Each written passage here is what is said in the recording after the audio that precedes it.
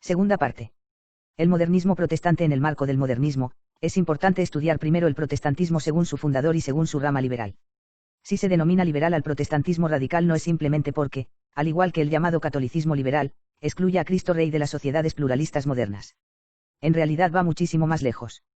Se trata nada menos que del calco, o más bien del original, del modernismo llamado católico. Nuestro estudio del protestantismo será instructivo, pues nos permitirá remontarnos uno o dos peldaños en el árbol genealógico modernista, dado que Lutero se relaciona con él por sus principios. Quien siembra vientos cosecha tempestades. El libre examen de Lutero fue la llave que abrió la caja de Pandora que había de propagar irremediablemente todos los males en el mundo de los espíritus. Se podría decir que fue la repetición del pacto diabólico de los comienzos de la humanidad. La serpiente prometió a nuestros primeros padres que serían como dioses, conocedores del bien y del mal. Por desgracia, sus ojos se abrieron para ver que habían caído, separándose del orden querido por Dios.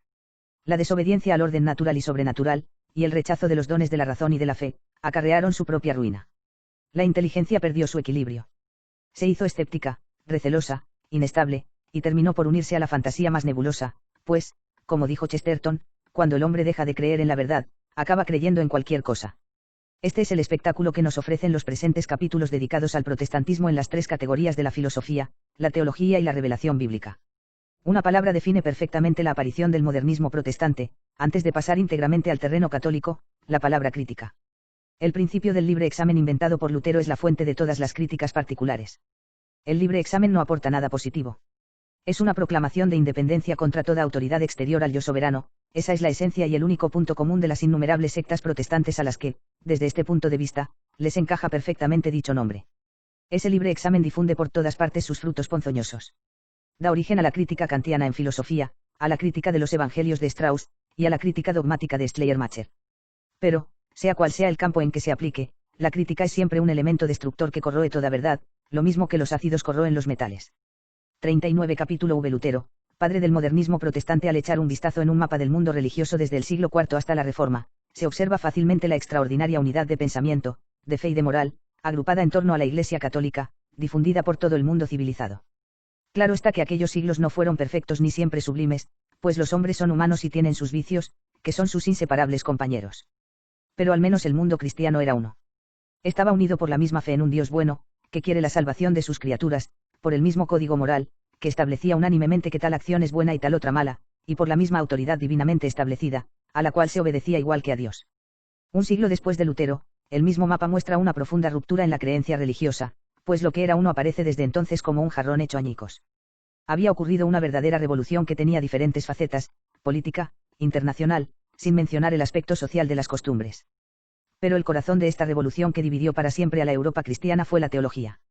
El epicentro del ciclón se encontraba en las concepciones irreconciliables sobre Dios y su plan de salvación para con los hombres.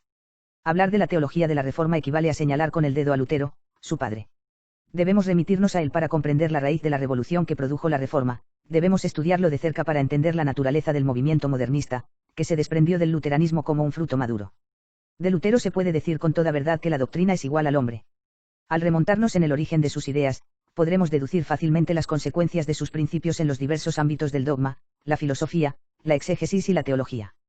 Estaremos en condiciones de poder juzgar que esos principios están en flagrante contradicción con el luteranismo tal como se constituyó más tarde. 1. De tal vida, tal doctrina. Si para ilustrar la doctrina y la vida de Santo Tomás de Aquino pudimos hacer alusión a los compositores clásicos, en el caso de Lutero le vienen como anillo al dedo los comienzos de la época romántica. El romanticismo es el florilegio de las sinfonías de Beethoven, en las que lo pasional domina a lo racional, y la fuerza suplanta al espíritu. Lutero, como Beethoven, sentía dentro de sí los impulsos pasionales y obraba bajo su influencia. Martín Lutero, 1483 a 1546, era hijo de humildes campesinos. Su madre, cristiana piadosa, era propensa a ver al demonio en todas partes, mientras que su padre era la encarnación del juez intratable, que nunca le iba a perdonar haber dejado a la familia para hacerse monje. A los 21 años, después de haber hecho estudios de derecho, y presa de desesperación durante una tormenta, hace voto de entregarse a Dios, y al cabo de 15 días ingresa en el monasterio de los agustinos de Erfurt, ciudad universitaria de Sajonia. Su carrera de monje sacerdote es fulgurante. Al año siguiente hace sus votos perpetuos, y se ordena de sacerdote algunos meses más tarde. Solo a partir de ese momento sigue estudios teológicos cortos pero serios. En 1508 es trasladado a su universidad natal, en la que ejerce 40 como profesor. En pocos años llegaría a ser su prior de Wittenberg, doctor en teología y portavoz en Roma de las querellas de los conventos agustinos en litigio. Sus estudios en el convento lo ponen en contacto con San Agustín, del que cree poder inferir la inutilidad de la razón y de la voluntad, y con los místicos, de quienes cree poder deducir el desprecio por las obras exteriores. También se familiariza con la escolástica decadente, sobre todo la de Occam, el filósofo que sostenía que las palabras carecen de sentido y que la vida solo se encuentra en Cristo y en la Sagrada Escritura. Siendo aún joven doctor, en su comentario a la Epístola a los Romanos, el hermano Martín enseña desde 1515 su nuevo sistema sobre la justificación, que servirá de base a toda la teología luterana. Había nacido el movimiento de la Reforma. ¿Cómo llegó Lutero a ese punto? Muchos historiadores esquivan este interrogante, proponiendo respuestas partidistas. Unos pretenden que un buen día descubrió en la biblioteca de Erfurt una Biblia recién impresa. Otros ven en el hermano Martín a un monje incapaz de controlar sus pasiones inmorales. Con el fin de atenernos a la verdadera historia, nada mejor que revelar el alma de este fraile y el drama que vivió en aquellos años cruciales. ¿Qué carácter tenía ese fraile agustino? Si dentro del corpulento Santo Tomás se escondía un espíritu superior, Lutero es un Hércules de voluntad, de pasión y de fuego, dotado de una inteligencia más bien limitada y sobre todo práctica. Todos los historiadores lo describen como el alemán por excelencia, un Odín cristiano, un verdadero Thor. Está dotado de una naturaleza realista y lírica, valiente pero impulsiva, sentimental e hipersensible. Es un espíritu volcánico a lo vivo, vehemente en todo, aun en su generosidad y en su ternura. De naturaleza ardiente, briosa y apasionada, sufre desmayos súbitos y momentos de profunda tristeza. En él la depresión es tan profunda como exuberante la alegría. Se debe esto tal vez a una educación timorata y mal equilibrada.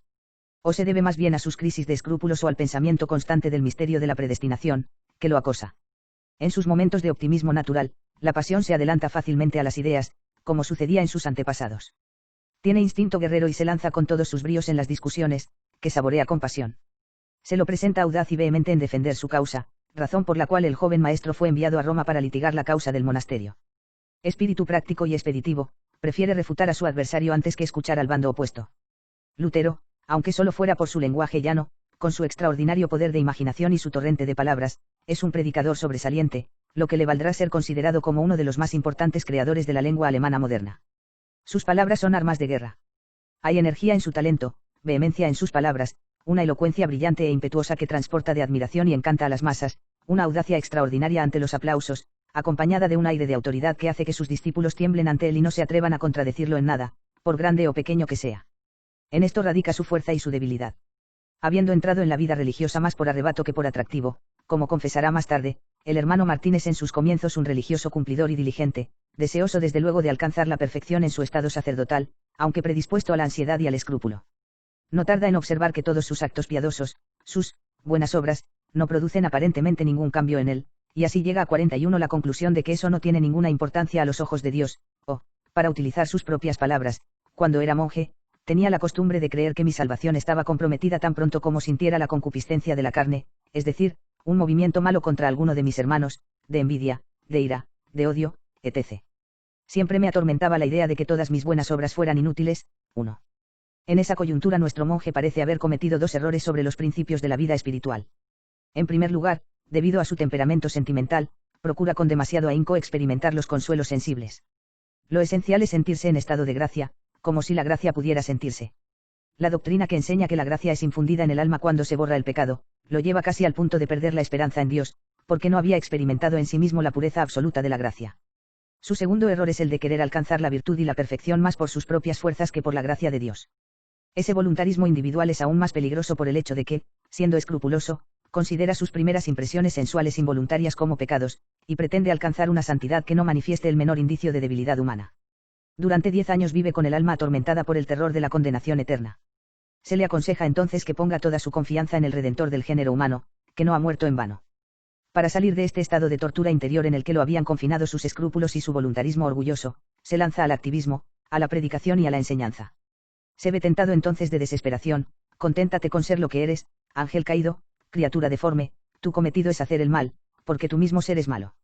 Es la réplica del drama que vivió el mismo San Pablo: veo en mis miembros una ley que lucha contra la ley de mi espíritu, y que me tiene cautivo bajo la ley del pecado, que reside en mis miembros. Pobre de mí. ¿Quién me librará de este cuerpo de muerte? La gracia de Dios por Jesucristo nuestro Señor. 1. Jesucristo.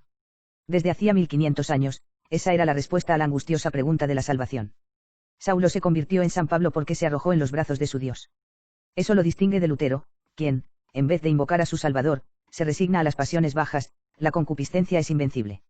Empieza entonces a firmar sus cartas como, Ludar, hijo de Adán el desterrado. Hemos visto hasta ahora la historia del monje escrupuloso que se hunde en la desesperación. Pero ese es el momento en que todo comienza para Lutero el Reformador, pues, a pesar de su desesperación y de su resignación perversa, logra recobrar la santidad. Para celebrarlo, en lo sucesivo se hará llamar Luterius, Martín el Liberado. Desde hacía 10 años, Lutero se veía acosado por el problema de la salvación, y en vano buscaba la manera de evitar la furia del justo juez. En 1516, durante una lectura de la epístola de San Pablo a los romanos, descubre por fin el argumento decisivo, porque la justicia de Dios se revela de fe en fe, según está escrito, el justo vivirá por la fe. 2. El hermano Martín explica que, según San Pablo, la justificación de Dios consiste en cubrir con un manto puramente exterior ese montón de pecados que es el hombre. Para ser uno Lutero hacia el fin de su vida, en Hughes, A Popular History of the Reformation, p. 104. 1 Rom 7, 23 a 24. 2 Rom 1, 16 a 17. 42 Justo, el hombre pecador solo necesita la fe. También cree poder deducir de San Pablo que todos los actos del hombre son pecaminosos, que no tiene libertad, y que no es más que un caballo montado por Dios o por el diablo, según cuál de los dos se haya subido encima. Como no es más que un animal depravado, el hombre no puede hacer nada por sí mismo para salvarse. Es inútil dedicarse a las buenas obras, puesto que Cristo ya lo ha hecho todo en nuestro lugar. La salvación solo se consigue cuando el hombre pone toda su fe, es decir, una confianza ciega, en Cristo. Esa confianza lo lleva a proferir su pecca fortiterset crede firmius, peca con fuerza, pero cree aún con más fuerza. Este axioma no debe entenderse como la glorificación del laxismo moral. La primera parte, pecar o no pecar, no tiene importancia, lo que cuenta es creer. Creer, según nuestro autor, es tener una confianza tan firme como ciega. La vida cristiana no es más que un continuo ejercicio por sentir que no hemos pecado aun cuando pequemos, y que nuestros pecados son cargados sobre Cristo. Es evidente que toda la doctrina de Lutero es el resultado de una experiencia personal. Transforma sus necesidades en verdades dogmáticas. Sus sentimientos íntimos se convierten en principios teológicos, y su caso particular en ley universal. Sediento de seguridad moral y de libertad espiritual, se libera de los escrúpulos de conciencia desesperando de toda obra buena y arrojándose, como pecador que es, en los brazos de Cristo. Cuando surge la cuestión de las indulgencias ya hace más de un año que predica esa doctrina en la universidad. Sí, de hecho, los abusos de las indulgencias fueron la chispa que debía provocar el estallido, eran tan solo un pretexto para iniciar la rebelión. Cuando clava las 97 tesis sobre las indulgencias en las puertas de la iglesia de Wittenberg en 1517, Lutero ya tiene lista su propia doctrina sobre los temas fundamentales de la salvación eterna, la justicia de Dios, la fe y las buenas obras. Su reclamo fundamental, y el del protestantismo, no tiene que ver ni con los abusos de las indulgencias, ni con los escándalos del clero, ni siquiera con sus propios errores teológicos, que llevan directamente a la inmoralidad y a la blasfemia. No. Todo el drama de la rebelión radica en que un monje pretende borrar 15 siglos de posesión apacible de la verdad divina, y consigue subyugar con gran éxito a las multitudes proclamándose iluminado directamente por Dios. El fondo del problema es que Lutero se jacta de comprender a San Pablo mejor que nadie hasta ese momento, mejor aún que la portavoz y guardiana de la palabra divina, la propia Iglesia. La gran victoria de Lutero consiste en que, mediante la oferta seductora de un paraíso automático y gratuito, ese orador de genio haya logrado apartar a media cristiandad de lo que había creído sin discusión hasta ese momento, y la haya llevado a aceptar su doctrina del paraíso gratuito simplemente porque él se decía más sabio que los demás. El libre examen es, por lo tanto, el fondo y el eje de la reforma. Lutero profesaba el libre examen, que sería, más que cualquier otro punto de doctrina, el catalizador más eficaz para destruir lo que la Iglesia tiene de más precioso. El libre examen firmaba, de hecho y de derecho, la muerte de todo el tesoro de la Iglesia. 2.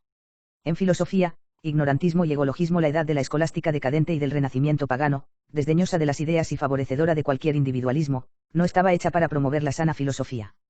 Lutero, al hacer profesión de escepticismo en materia de ciencia, se muestra digno hijo de su época, más aún cuando su inclinación natural privilegiaba la voluntad en detrimento de la razón.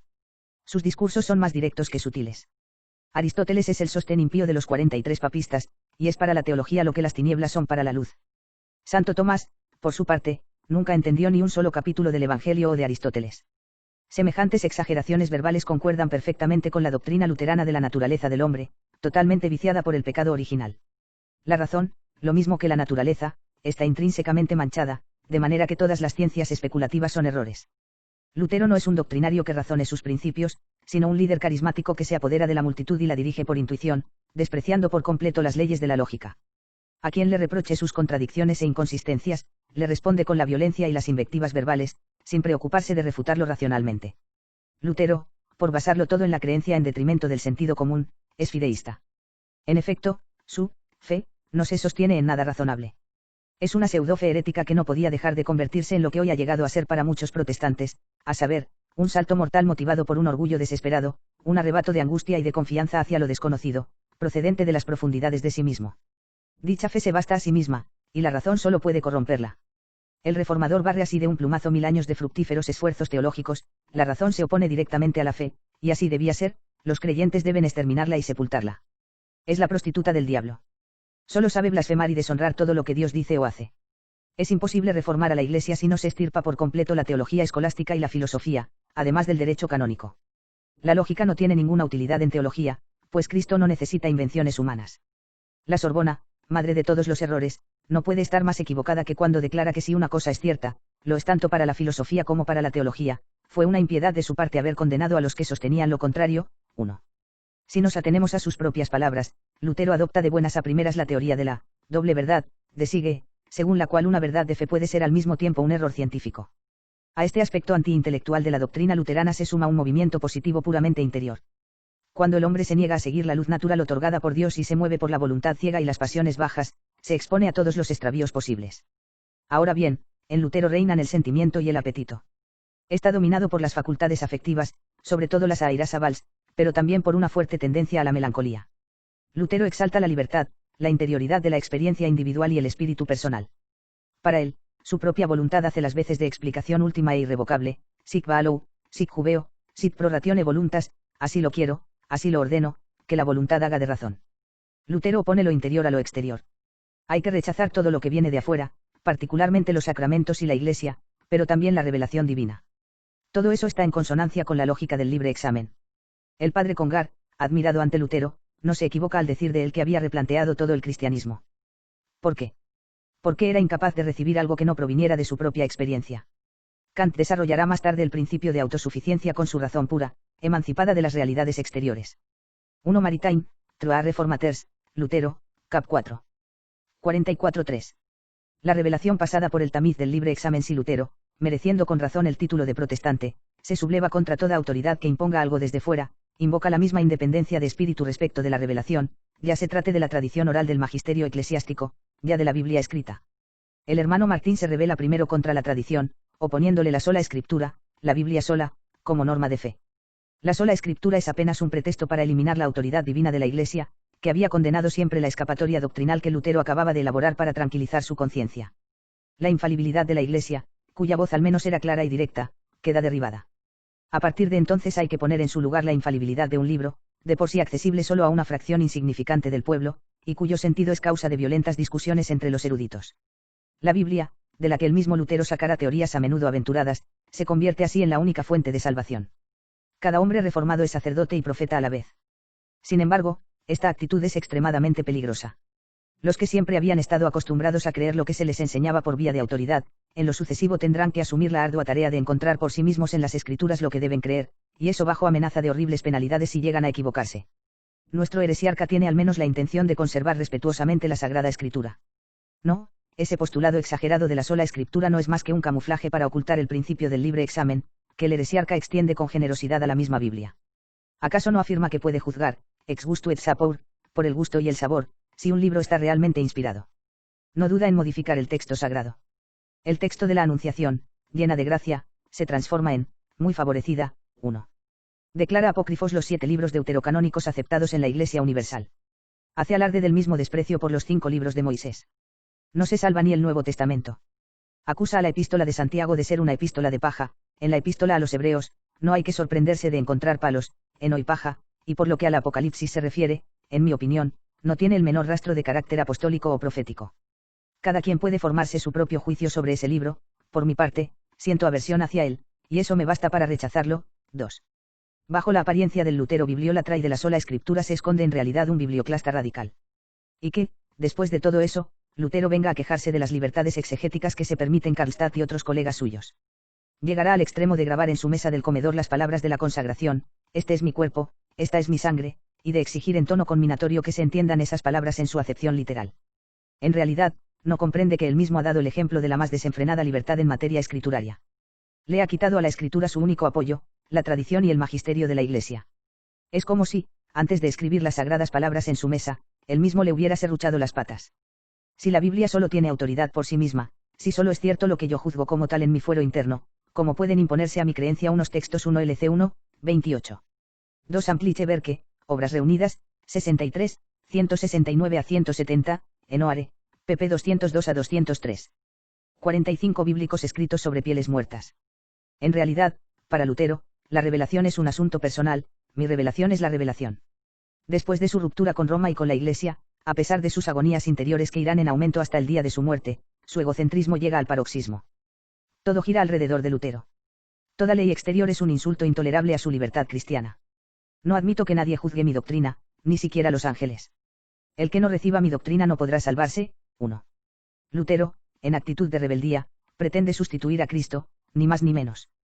4.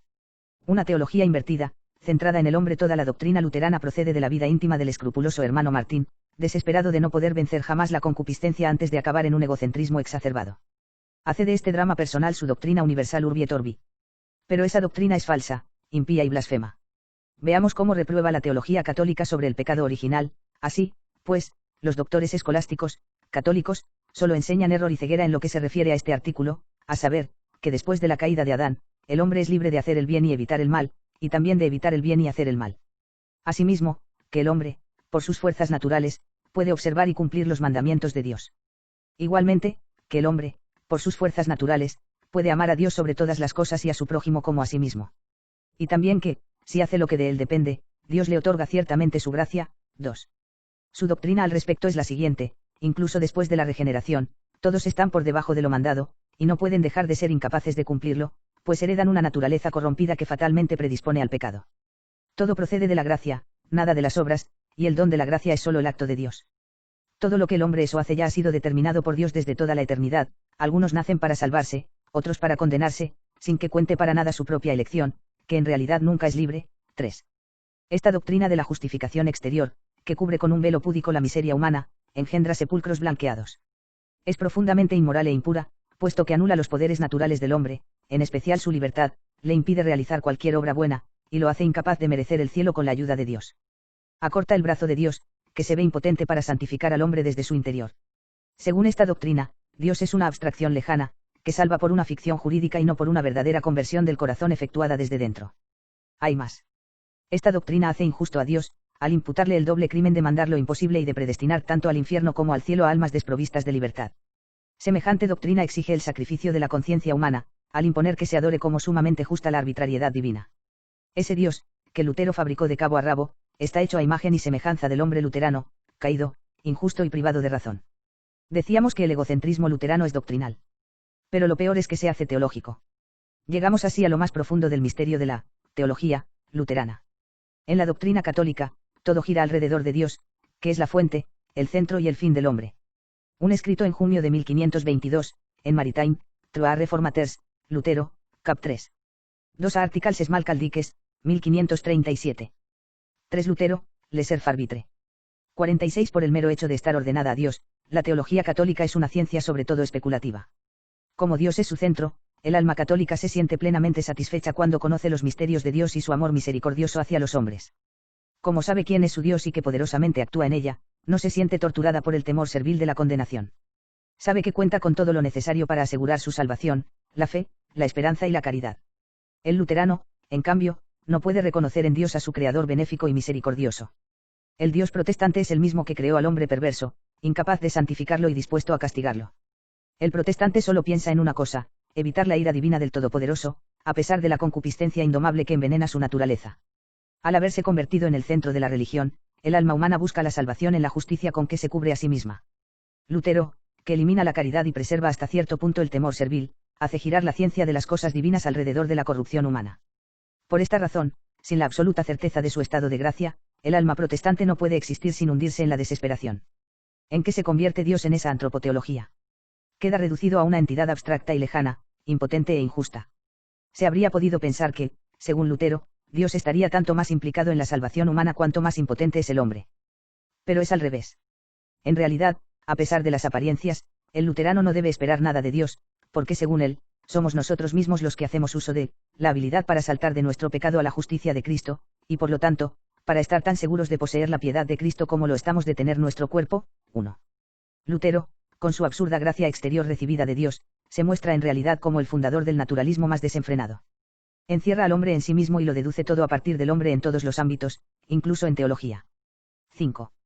Lutero en las antípodas del luteranismo. Al estudiar a Lutero y su relación con los principios modernistas, no tenemos la intención de detenernos en el luteranismo. ¿Por qué? Porque los principios de Lutero son modernistas, pero los del luteranismo no. En verdad, la Iglesia reformada que fundó Lutero, con su jerarquía, su culto y sus dogmas, se encuentra en las antípodas de los principios protestantes. Hay solución de continuidad, hay ilogismo completo y contradicción absoluta en el corazón mismo del protestantismo. El erudito protestante Arnach ha subrayado a la perfección esta trágica esquizofrenia del sistema: el protestantismo padece una antinomia interna que se deriva de su mismo principio. Si no tienes confesión de fe, ¿qué eres? ¿Qué sociedad formas? ¿Por qué existes? Y si promulgas una profesión de fe, si quieres imponérmela sin darme explicaciones y a pesar de la resistencia de mi conciencia, ¿cómo puedes seguir siendo protestante? ¿Qué haces tú que no haga el católico, y contra qué dices tú que Lutero y Calvino tuvieron razón de rebelarse? Del mismo modo, Hauser, refiriéndose a Calvino, afirma que, no vio, o no quiso ver, la espantosa antinomia que se encuentra en el fondo mismo de su obra, rehacer una autoridad, un dogma y una iglesia partiendo del libre examen. 2. 1 Lutero, Tisreden, 1531, en Maritime, Trois Reformateurs, Lutero, cap 3. 2 Citado por Asa Abatiei, Journal de Geneve, 5 de mayo de 1896, cf. Mouret, Histoire de l'Église, v. p. 350. 47 El libre examen no es un principio viable, y la historia no tardó en poner un poco de sentido común en las ideas del hermano Martín el Liberado. Lutero se vio forzado a suavizarlo y aplicarlo de modo selectivo, a pesar de la flagrante contradicción. No es que a medio camino haya renunciado a su principio del libre examen, sino que, oportunista y pragmático como es, el gran libertario se transforma rápidamente en un sectario furibundo desde que se atenta contra su propia libertad, es decir, contra su autoridad. Pero el principio de libertad para todo y para todos, el libre examen, no podía producir lógicamente más que caos, anarquía y rebelión universal, respecto de todos y de Lutero en particular. En 1525 Lutero proclama bien alto que las autoridades no pueden impedirle a nadie enseñar y profesar sus creencias. 5 años más tarde, consumado ya el cisma de los anabaptistas, ordena que las autoridades entreguen esos bribones a los verdugos. Es que, mientras tanto, el heresiarca había vendido a los príncipes su doctrina de la libertad de la religión a cambio de su protección. Así, pues, se había separado de los campesinos radicales, a los que colmaba de injurias y entregaba a la justicia de los príncipes alemanes. Era una elección astuta, porque de ese modo ponía su religión a salvo bajo la tutela de los príncipes todopoderosos. Le había quitado al papa su autoridad espiritual para ofrecérsela a los príncipes, que serían déspotas y papas a la vez. Estos tiranos, promovidos a papas por la voluntad de Lutero, no tardaron en presentar exigencias que superaban todo límite, y al poco tiempo Lutero se veía forzado a abandonarles el resto de dogma y de vida moral en que él mismo aún no había claudicado, como el rechazo del divorcio y de la poligamia, entre otros. Este era el resultado inevitable del libre examen. Se abandonaba la fe de la Iglesia y se recibían, en cambio, los dogmas imperiosos de Lutero, de Calvino, de Isabel y de Gustavo Adolfo. Y eran imperiosos, en Ginebra tal vez más que en otra parte, a tal punto que quien hacía un uso demasiado amplio del derecho del libre examen se jugaba la vida. Calvino, que no toleraba ni la contradicción ni la competencia, mandaba a la hoguera a todo el que se atreviese a dogmatizar a su lado, y en sus libros acribillaba con injurias atroces a quienes no podía alcanzar de otro modo. Así, ya no se estaba con el Papa, pero se seguía a los cuáqueros, a los hermanos moravos, a Knox y a miles de otros que no hacían más que demostrar su impotencia para encontrar la verdad. Erasmo se quejaba de ello, no sin malicia, que buen defensor de la libertad evangélica es Lutero. Gracias a él, el yugo que soportamos va a hacerse el doble de pesado.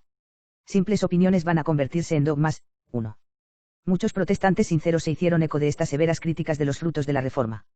A principios del siglo XX, algunos eminentes protestantes de la alta Iglesia alemana deploraban los frutos amargos de la Reforma y estimaban que, en lugar de celebrar el 4º centenario de las tesis de Lutero, deberían más bien hacer penitencia vestidos de saco y ceniza, que el movimiento de la Reforma que ocurrió en 1517 logró algunos buenos resultados, pero contribuyó mucho más a empeorar la situación, y que ese movimiento expulsó a un demonio, pero introdujo a otros 7 aún más crueles que el anterior. 2. Lutero se adelantó en su siglo como un demonio, aplastando bajo sus pies lo que 1000 años habían venerado. 3. ¿Cuánto ha disminuido uno en Ploncard de Assac, la iglesia ocupada? p10. 2 Dafk, Reforme, col. 686 3 Profesor Seeber de Berlín, Enoare, Facts About Luther, p4. 48 Nuestra estima por el reformador después de los estudios que nuestros propios investigadores han hecho sobre Lutero. ¿Cuánto se han encogido sus méritos? Habíamos creído que le debíamos el espíritu de tolerancia y la libertad de conciencia, y no es así en absoluto. Habíamos reconocido en su traducción de la Biblia una obra maestra que ostentaba el sello de la originalidad, y podemos estar contentos de que no se la considere como un simple plagio. Al juzgar el conjunto de los resultados de su trabajo, no podemos dejar de preguntarnos, entonces, ¿qué queda de Lutero? 4. Lo que queda de Lutero, responden los católicos, es la ruina de los fundamentos de la religión cristiana y de toda religión, bajo el efecto del principio del libre examen, que es el eco del non serviam, de Lucifer. La reforma, en lugar de reformar realmente al hombre, lo deformó y lo pervirtió literalmente. ¿Cómo? Bastaba con separar al hombre del elemento divino, esto es, reducirlo a sus propias fuerzas. Había que aislar al hombre y separarlo de Dios hasta en el seno mismo de la religión. Lutero logró realizar ese espantoso prodigio. Inventó la religión del libre examen, en la que toda la fe del creyente procede de lo más recóndito de su persona. Creó a un cristiano que en presencia de la Iglesia, intérprete de la verdad divina, proclama la soberanía de su propia razón. Así, pues, en la persona de Lutero asistimos a la aparición del yo al nivel del espíritu y de la vida religiosa. Esa es toda la esencia del modernismo, desde Kant hasta nuestros días. 4. Braun, en Evangelische Kirchenzeitung, marzo de 1930, p. 195, citado por Oare, Facts About Luther, pp. 4-5. 49. Capítulo Vi la filosofía del, puede ser, de Kant. Hemos tenido el cuidado de subrayar cómo el luteranismo entra en contradicción con los principios de Lutero. Lutero, en principio, hace tabla rasa de todo el pasado racional, histórico y dogmático. Pretende dejar que la libertad individual se exprese abiertamente, con todo su séquito de desorden y anarquía. Pero como esta doctrina no es viable, pone muros y barrotes a su sistema y funda la Iglesia luterana, que es diametralmente lo contrario de aquella libertad de pensamiento y de fe. El luteranismo, y con él todas las sectas que de él salieron, es un sistema incoherente que oscila entre dos polos contradictorios, el libre examen y la autoridad religiosa, la salvación por sí mismo y la necesidad de una Iglesia. Durante 2 siglos el protestantismo dogmático se afanó por ocultar púdicamente esta deficiencia congénita, poniendo de relieve sobre todo el aspecto moral o el aspecto político y antipapista, pero esas pantallas no hacían más que retrasar la aparición de una crisis que, tarde o temprano, tendría que estallar con gran violencia. Los verdaderos sucesores de Lutero sacarán todas las conclusiones lógicas del libre examen. Por medio de su nueva filosofía, de su nueva religión y de su nueva revelación, lo basarán todo en el hombre y solo en el hombre, sin fe ni ley, sin razón ni revelación exterior, sin Dios ni nada. Esta será respectivamente la obra de Kant, Strauss y Schleiermacher, a quienes estudiaremos en estos capítulos. Indiscutiblemente, el primero de ellos y el verdadero fundador de escuela es Kant, a quien debemos asociar a Hegel. La filosofía eterna, según Aristóteles, enseña que las cosas existen y que podemos conocer su naturaleza.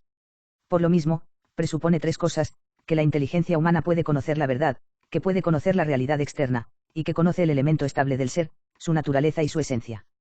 Ya con Descartes hay un cambio de perspectiva, el cogito cartesiano, pienso luego existo, parte del sujeto para terminar en lo real. El germen cartesiano, junto con el idealismo de Kant, iban a producir frutos amargos. Kant se vanagloria de haber llevado a cabo la revolución copernicana en filosofía. Durante mucho tiempo se creyó que el Sol giraba alrededor de la Tierra, y Copérnico demostró lo contrario, que era la Tierra la que giraba alrededor del Sol. Del mismo modo, siempre se había aceptado que el espíritu se amoldaba a las cosas con el fin de conocerlas, pero Kant, al revés, pretende demostrar que es el objeto el que se amolda al pensamiento, y que este pensamiento es de hecho el centro de gravedad del conocimiento. Kant sostiene que el hombre no puede conocer la verdad de las cosas y que la inteligencia está replegada sobre sí misma sin ninguna referencia externa. Por eso profesa abiertamente el agnosticismo ignorantista y el inmanentismo egologista, confinado a conocer su solo yo. Hegel ataca sobre todo el tercer punto, la estabilidad del ser, mediante su dialéctica de la evolución revolucionista. Aunque a primera vista pareciera que Hegel encarna mejor el espíritu modernista, entendido como la evolución de la revelación a partir de la conciencia, en realidad es Kant quien le da su expresión más profunda. 51. Kant y su época. El siglo XVIII fue la época de la Aufklärung, el iluminismo. Kant describe perfectamente la Aufklärung como el esfuerzo del hombre por liberarse de su inmadurez culpable, es decir, de su incapacidad para razonar sin la ayuda de otro uno. Para eso hay que dejar de lado a Dios y a la religión y reemplazarlos por la religión del hombre. El masón Lessing, en su obra La educación del género humano, proponía la religión de la razón pura, emancipada de Dios, porque no habríamos de concebir sencillamente, en todas las religiones positivas, ese orden en que la inteligencia humana se desarrolla y sigue desarrollándose sola y por sí misma, en vez de criticarlas o burlarnos de esta o de aquella. 2. Esa declaración debía inspirar todo el desarrollo o, mejor dicho, la revolución teológica del siglo XIX. Su principal agente y propulsor no fue propiamente un teólogo, sino un filósofo de la Aufklärung, Immanuel Kant. Kant nació en Königsberg en 1724. Era el cuarto hijo de padres honrados, a los que siempre admiró, sobre todo a su madre. Mi madre era de temperamento dulce, afectuosa y piadosa, una mujer recta y una madre tierna, que educó a sus hijos en el temor de Dios por medio de una doctrina piadosa y un ejemplo virtuoso. 3. La educación que recibió de su madre, que estaba afiliada a una secta protestante pietista, contribuyó mucho para hacerle aceptar sin contestación el valor de la moral y de la religión. Al mismo tiempo, en la universidad, se inició en las ciencias modernas, especialmente en el sistema astronómico de Newton, que lo impresionó hasta el punto de proporcionarle un segundo hecho, tan evidente e indiscutible a sus ojos como el de la moral, la existencia de una ciencia positiva necesaria y universal. A excepción de una corta ausencia, pasó toda su vida en su ciudad natal como profesor de lógica y metafísica en la universidad. Según el poeta Jaena, resulta muy difícil escribir la historia de la vida de Immanuel Kant, porque no tuvo ni vida ni historia. Llevó una vida de soltero metódicamente ordenada y abstraída, en una tranquila avenida de Königsberg, antigua ciudad del noreste de Alemania 4. Su vida es la caricatura misma de la vida de un profesor. Todo tenía su tiempo reglamentado: levantarse, desayunar, dictar clases, comer, dar un paseo, a tal punto que, cuando Immanuel Kant salía de su casa, con su abrigo gris y su bastón español en mano, para caminar a lo largo de la avenida, rebautizada luego como el Paseo del Filósofo, los vecinos sabían que eran exactamente las 4:30 de la tarde. Kant logró así, pese a su frágil salud, llevar a cabo una larga carrera de trabajo intelectual, fruto de sus reflexiones un tanto lentas pero profundas y constantes. No empezó a rumiar el sistema que habría de revolucionar toda la filosofía hasta el año 1770. A pesar de gozar de una naturaleza más sociable de lo que la pinta Jaena, puesto que su compañía era muy solicitada en los alegres salones de la ciudad, es cierto que la moral del deber de este solterón influyó enormemente en el espíritu calvinista y puritano. En cuanto a su obra filosófica, podemos decir que gira alrededor de las dos estrellas de su juventud, la evidencia de la ciencia física newtoniana y la certeza de la ley moral en el fondo del corazón, inspirada en Rousseau. Toda su ambición intelectual, todo su sistema 1 Kant, Quasi-Aufklärung, en Fabro, La aventura progresista, p. 197. 2 Lessing, prefacio a la educación de la Reis Humaine, 1778, en Stewart, Modernism, p. 195. 3 Nelly, Makers of the Modern Mind, p. 197. 4 Ibid. P. 197. 51 Filosófico, está construido para defender esos dos puntos cardinales contra viento y marea, a tal extremo que quiso que se escribiera sobre su tumba: el cielo estrellado encima de mí y la ley moral dentro de mí. El epitafio podría servir de epígrafe a sus obras, pues las resume perfectamente. En efecto, el sistema filosófico de Kant se las ingenia para reconciliar estas dos verdades intangibles, la física newtoniana y la moral rouseauniana, y al mismo tiempo para confinarlas en dos campos distintos, con el fin de evitar cualquier conflicto entre ellas. En consonancia con el empirista inglés Hume, Kant reconoce que las cosas existen realmente, pero también que no es posible conocerlas tal como son. La única ciencia realmente cierta es la física experimental de Newton, que no capta la realidad en sí misma, sino solo los fenómenos, es decir, las cosas tal como aparecen a través de las gafas de la inteligencia humana. Algo hay tras esos lentes informantes y deformantes, pero no se puede saber si transmiten realmente lo que se encuentra detrás del cristal. Las sustancias, el yo y Dios, la realidad más allá del sujeto que conoce, todo eso pertenece al orden de la terra incógnita, tierra desconocida y no man's land. Por esta razón la metafísica, que trata de las cosas en sí, es incierta y a menudo falsa. De eso trata su primer libro, La crítica de la razón pura. Pero en el segundo, La crítica de la razón práctica, defiende la moralidad pietista y devuelve a la metafísica el valor de conocimiento que acaba de quitarle en la física. Se justifica de ello: he destruido la razón para dar paso a la fe. 1.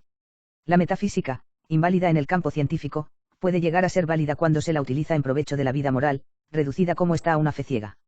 Las cosas en sí, del mundo real son falsas desde el punto de vista científico, pero verdaderas desde el punto de vista moral, puesto que son útiles para vivir. Lo que en realidad es dudoso se convierte en certeza práctica mediante la varita mágica de la moral del deber. El más allá, Dios, el mundo y el yo, con su libertad, no son objetos de conocimiento físico y científico, pero deben existir, puesto que son moralmente necesarios. Pertenecen al orden del puede ser, pero no obstante hay que vivir, como si fueran. El hombre niega todo conocimiento razonable del mundo de las cosas, pero debe obrar como si supiera mucho al respecto. Nunca se sabe de seguro qué hay detrás de las gafas, pero debemos vivir como si estuviéramos seguros de esas cosas. A través de semejante dualismo, que separa herméticamente el orden práctico del orden especulativo, Kant logra preservar las dos estrellas fijas de su vida. Nos falta ver más en detalle de qué modo un sistema como este es fundamentalmente ignorantista y egologista. 2. El ser es. Puede ser. Jaena se quejaba de que Kant fuera un comerciante mezquino que la naturaleza había hecho para pesar té y azúcar. Por desgracia Kant, rebasando sus límites naturales, se hizo pensador, y su pensamiento llegó a destruir todo un mundo. Y eso que durante los primeros años de la vocación de escritor de Kant, en Prusia se perseguía abiertamente a los herejes. El profesorcito de lógica de Königsberg ya había publicado algunas obras de estilo confuso, que solo podían interesar a algunos intelectuales originales, cuando sacó a la luz su crítica de la razón pura en 1781. Su estilo complejo y engorroso lo salvó de la censura del Ministerio de Educación prusiano. El inquisidor que en Berlín hubiese querido condenar su obra, se habría visto en un aprieto para extraer de ese libro una sola herejía contra la fe luterana, había tenido muy poco éxito, poca gente lo leería y desde luego nadie lo comprendería. Ese libro, aunque desconocido en sus orígenes, ha ido abriéndose paso poco a uno y Videm, p. 212. 52 poco a partir de ese momento. Se ha convertido en el manifiesto del idealismo, porque niega a la inteligencia el poder de conocer la realidad. Es el agnosticismo subjetivo, la filosofía de lo incomprensible.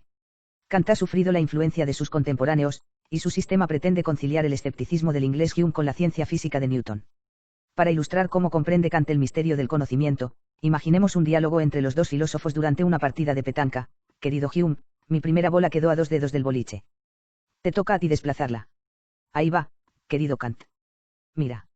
Tengo la impresión de apartar tu bola con la mía, pero es solo una ilusión. Desde mi más tierna infancia aprendí a asociar el antes y el después como la causa y el efecto, de manera que el primer movimiento de la bola sería causa del segundo. En realidad no pasa nada de eso. Hay 2 manchas de color de acero, 2 movimientos, uno antes y otro después, eso es todo. Es lo mismo que decía nuestro amigo Descartes, que reducía los cuerpos a su simple extensión. Por lo demás, las sustancias a las que llamamos bolas y el primer movimiento entendido como causa del segundo, todo eso es fruto de nuestra imaginación y de los prejuicios de nuestra infancia. Lo que dices, querido Hume, es muy profundo y me saca de mi ilusión realista. Tenemos la certeza de captar alguna vez las cosas y sus causas. No, eso es imposible. Y, sin embargo, mira. Cuando lanzo mi segunda bola, no hay duda de que soy consciente de la ley de gravedad que descubrió Newton. El problema, entonces, es saber de dónde viene esa ley evidente, universal y necesaria. Te concedo que no vale la pena decir que procede de la experiencia recibida del exterior. Por lo tanto, ha de proceder del interior, del sujeto. Tal como lo entiendo, el conocimiento es obra de mi espíritu que produce sus propias ideas a partir de los hechos brutos, del mismo modo que el escultor produce la estatua al trabajar la piedra. El punto de partida de la crítica de Kant está en que él le quita a las cosas su naturaleza y esencia. Para él, ni el pino ni el roble comparten la naturaleza común de árbol. Para él, la naturaleza humana no es común a Pedro y a Pablo, de modo que una inteligencia pueda comprenderlos bajo el concepto de hombre. Para él, las cosas son un plasma informe e incognoscible, y la inteligencia no tiene nada que aprender de la realidad. El ser es. Puede ser, pero las cosas en bruto son impermeables a la inteligencia, y en caso de que haya inteligencia, solo puede sacarlo del interior de sí misma.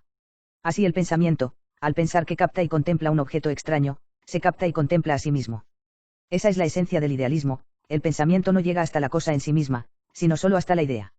Desde un punto de vista idealista, el espíritu humano, al despreciar desde un comienzo los hechos de la experiencia, debe fabricar en el fondo lo que conoce, y al final del trayecto solo logra conocer sus propias ideas, y no las cosas exteriores.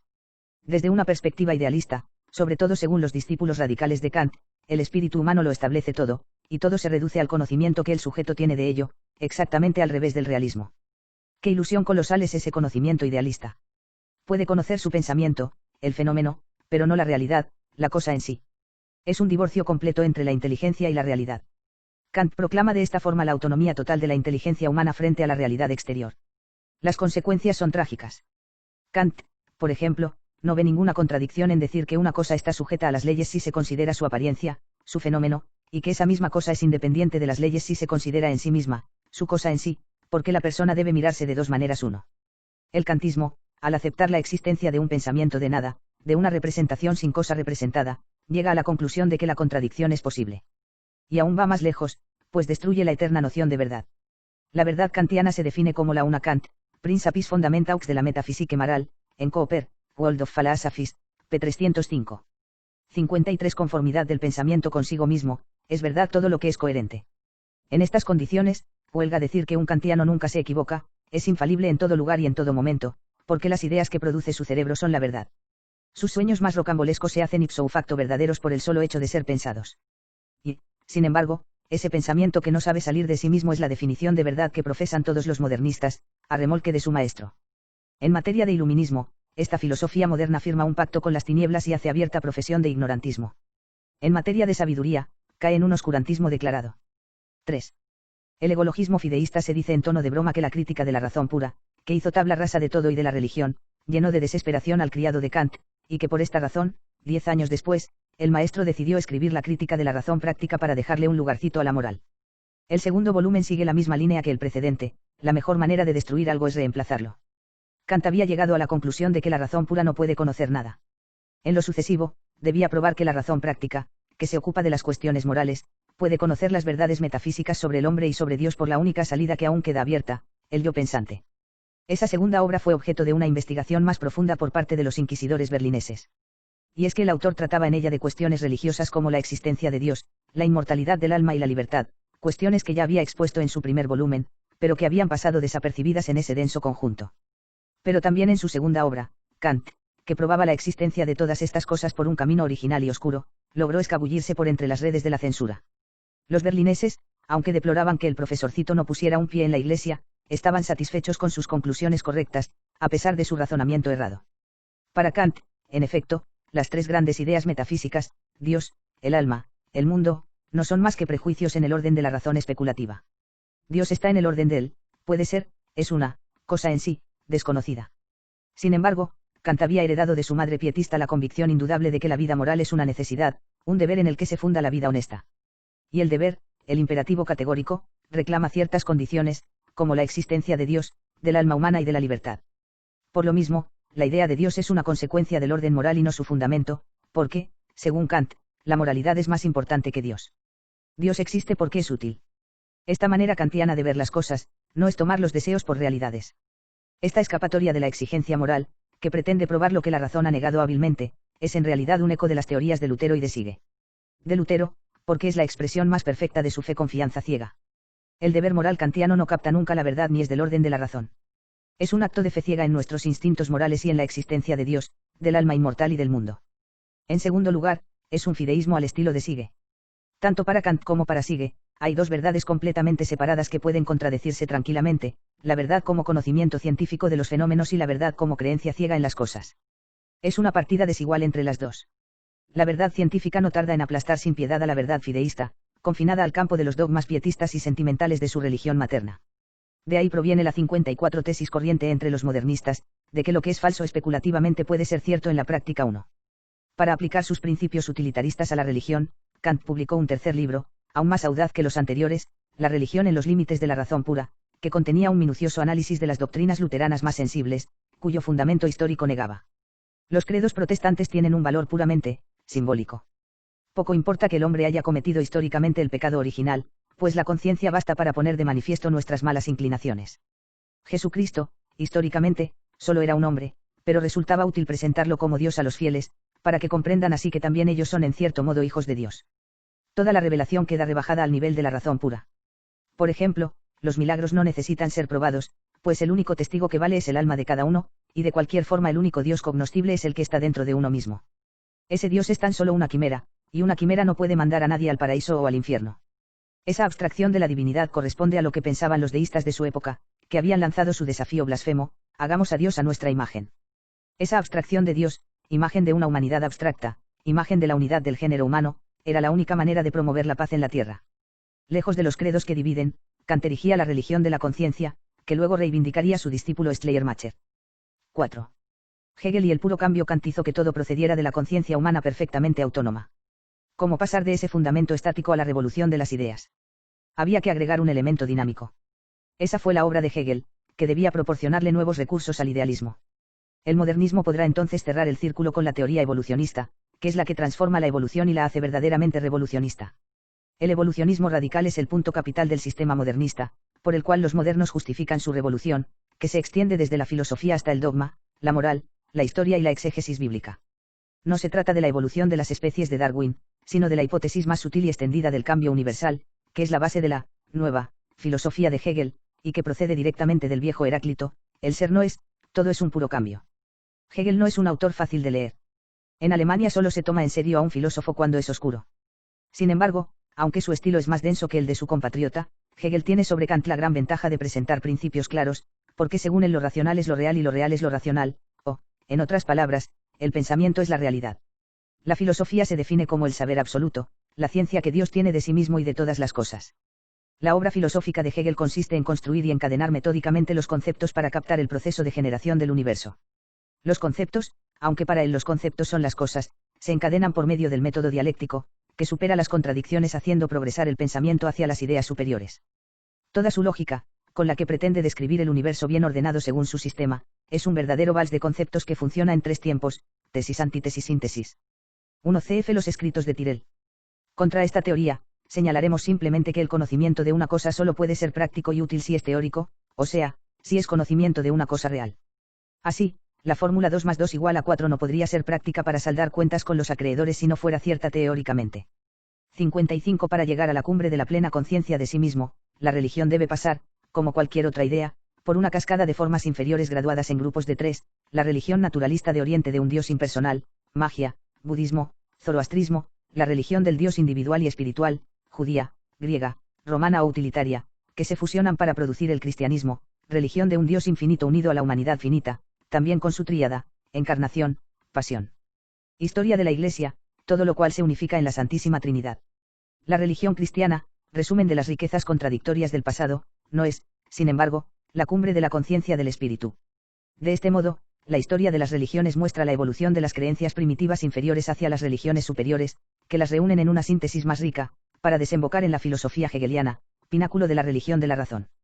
Hay que subrayar algunos puntos de ese gigantesco palacio de ideas.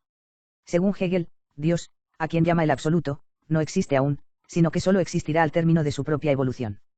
En efecto, antes de ser plenamente el mismo como término final, el absoluto es el proceso de generación del universo, y por eso forma parte integrante del universo y de todo espíritu. Además, todo lo que procede de otra cosa es necesariamente superior a lo que lo precede. Este es uno de los postulados modernistas de la historia necesariamente progresiva, un dogma muy práctico porque permite tirar a la basura las creencias anteriores por el mero hecho de ser anteriores, ya que por principio todo lo anterior es inferior. Para Hegel, el hombre se hace divino poco a poco por sus propias fuerzas. Pasa del conocimiento sensible al conocimiento inteligible para concluir en la conciencia absoluta divina. Este movimiento ininterrumpido hacia la divinización de las criaturas, tesis panteísta por excelencia, es un dogma constante entre los modernistas radicales, particularmente en Teilhard y Ranner. Ranner recupera por su cuenta la tesis hegeliana de que el concepto de Dios, y Dios mismo, es la proyección de la conciencia humana. En vez de existir antes que el hombre, Dios es fruto del espíritu humano. Como se ve, la fe de Hegel pretende mover muchas montañas. Pero creer que los propios conceptos son la medida del mundo es divinizar al hombre y rebajar a Dios. En el fondo, el hegelianismo es un panteísmo ateo en el cual la pura materia parte del ser nada, que por la ley de los contrarios logra transformarse progresivamente en el cerebro humano. Una vez llegado ahí el hombre, reflexionando sobre sí mismo, toma conciencia de su divinidad sin tenerla aún, puesto que solo es un Deus in fieri, un Dios en potencia, un Dios que aún no lo es y que jamás podrá llegar a serlo. Nunca se había formulado el panteísmo con tanto rigor. Al considerar de cerca a los filósofos de la Ilustración del otro lado del Rin, es sorprendente notar un hecho que, por desgracia, los historiadores de la filosofía suelen dejar de lado. Todos esos idealistas alemanes atacan la religión. Su combate es teológico en última instancia. En efecto, ¿cuál es la gran tentación del pensamiento alemán? Con Kant, Fichte, Schelling, Hegel, Nietzsche, incluso con Feuerbach y Marx, la filosofía entabla un combate titánico contra el Dios trascendente, al que trata de recluir dentro del hombre.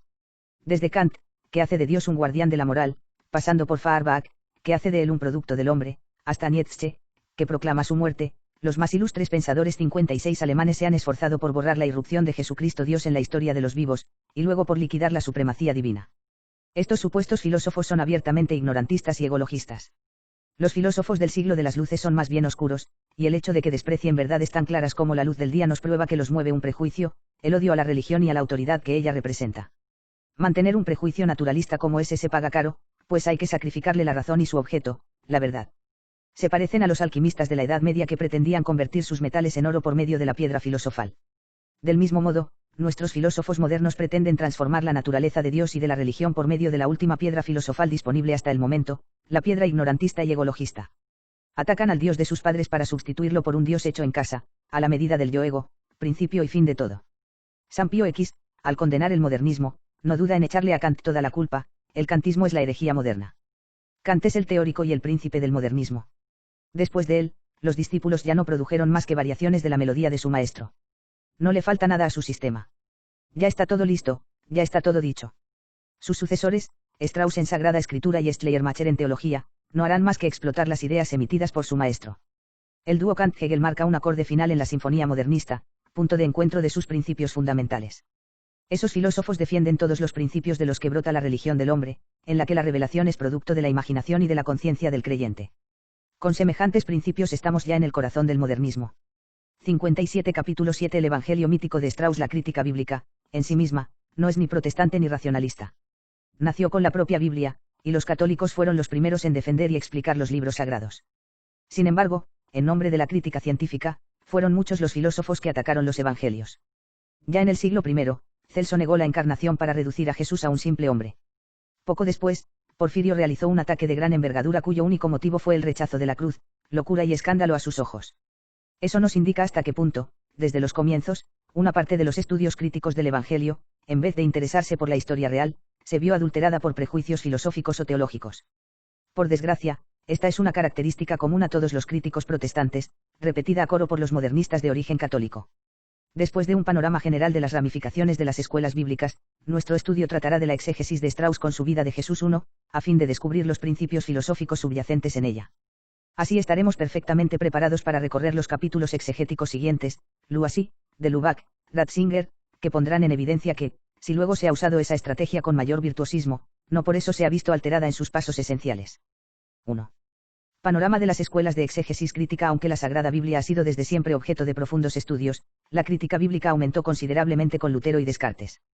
Esto se debía al advenimiento del libre examen protestante en el siglo XVI y, en el siglo siguiente, al espíritu cartesiano que lo explicaba todo según las matemáticas. Se pretendía descubrir una técnica que sirviera de clave de lectura para explicar científicamente la Sagrada Biblia.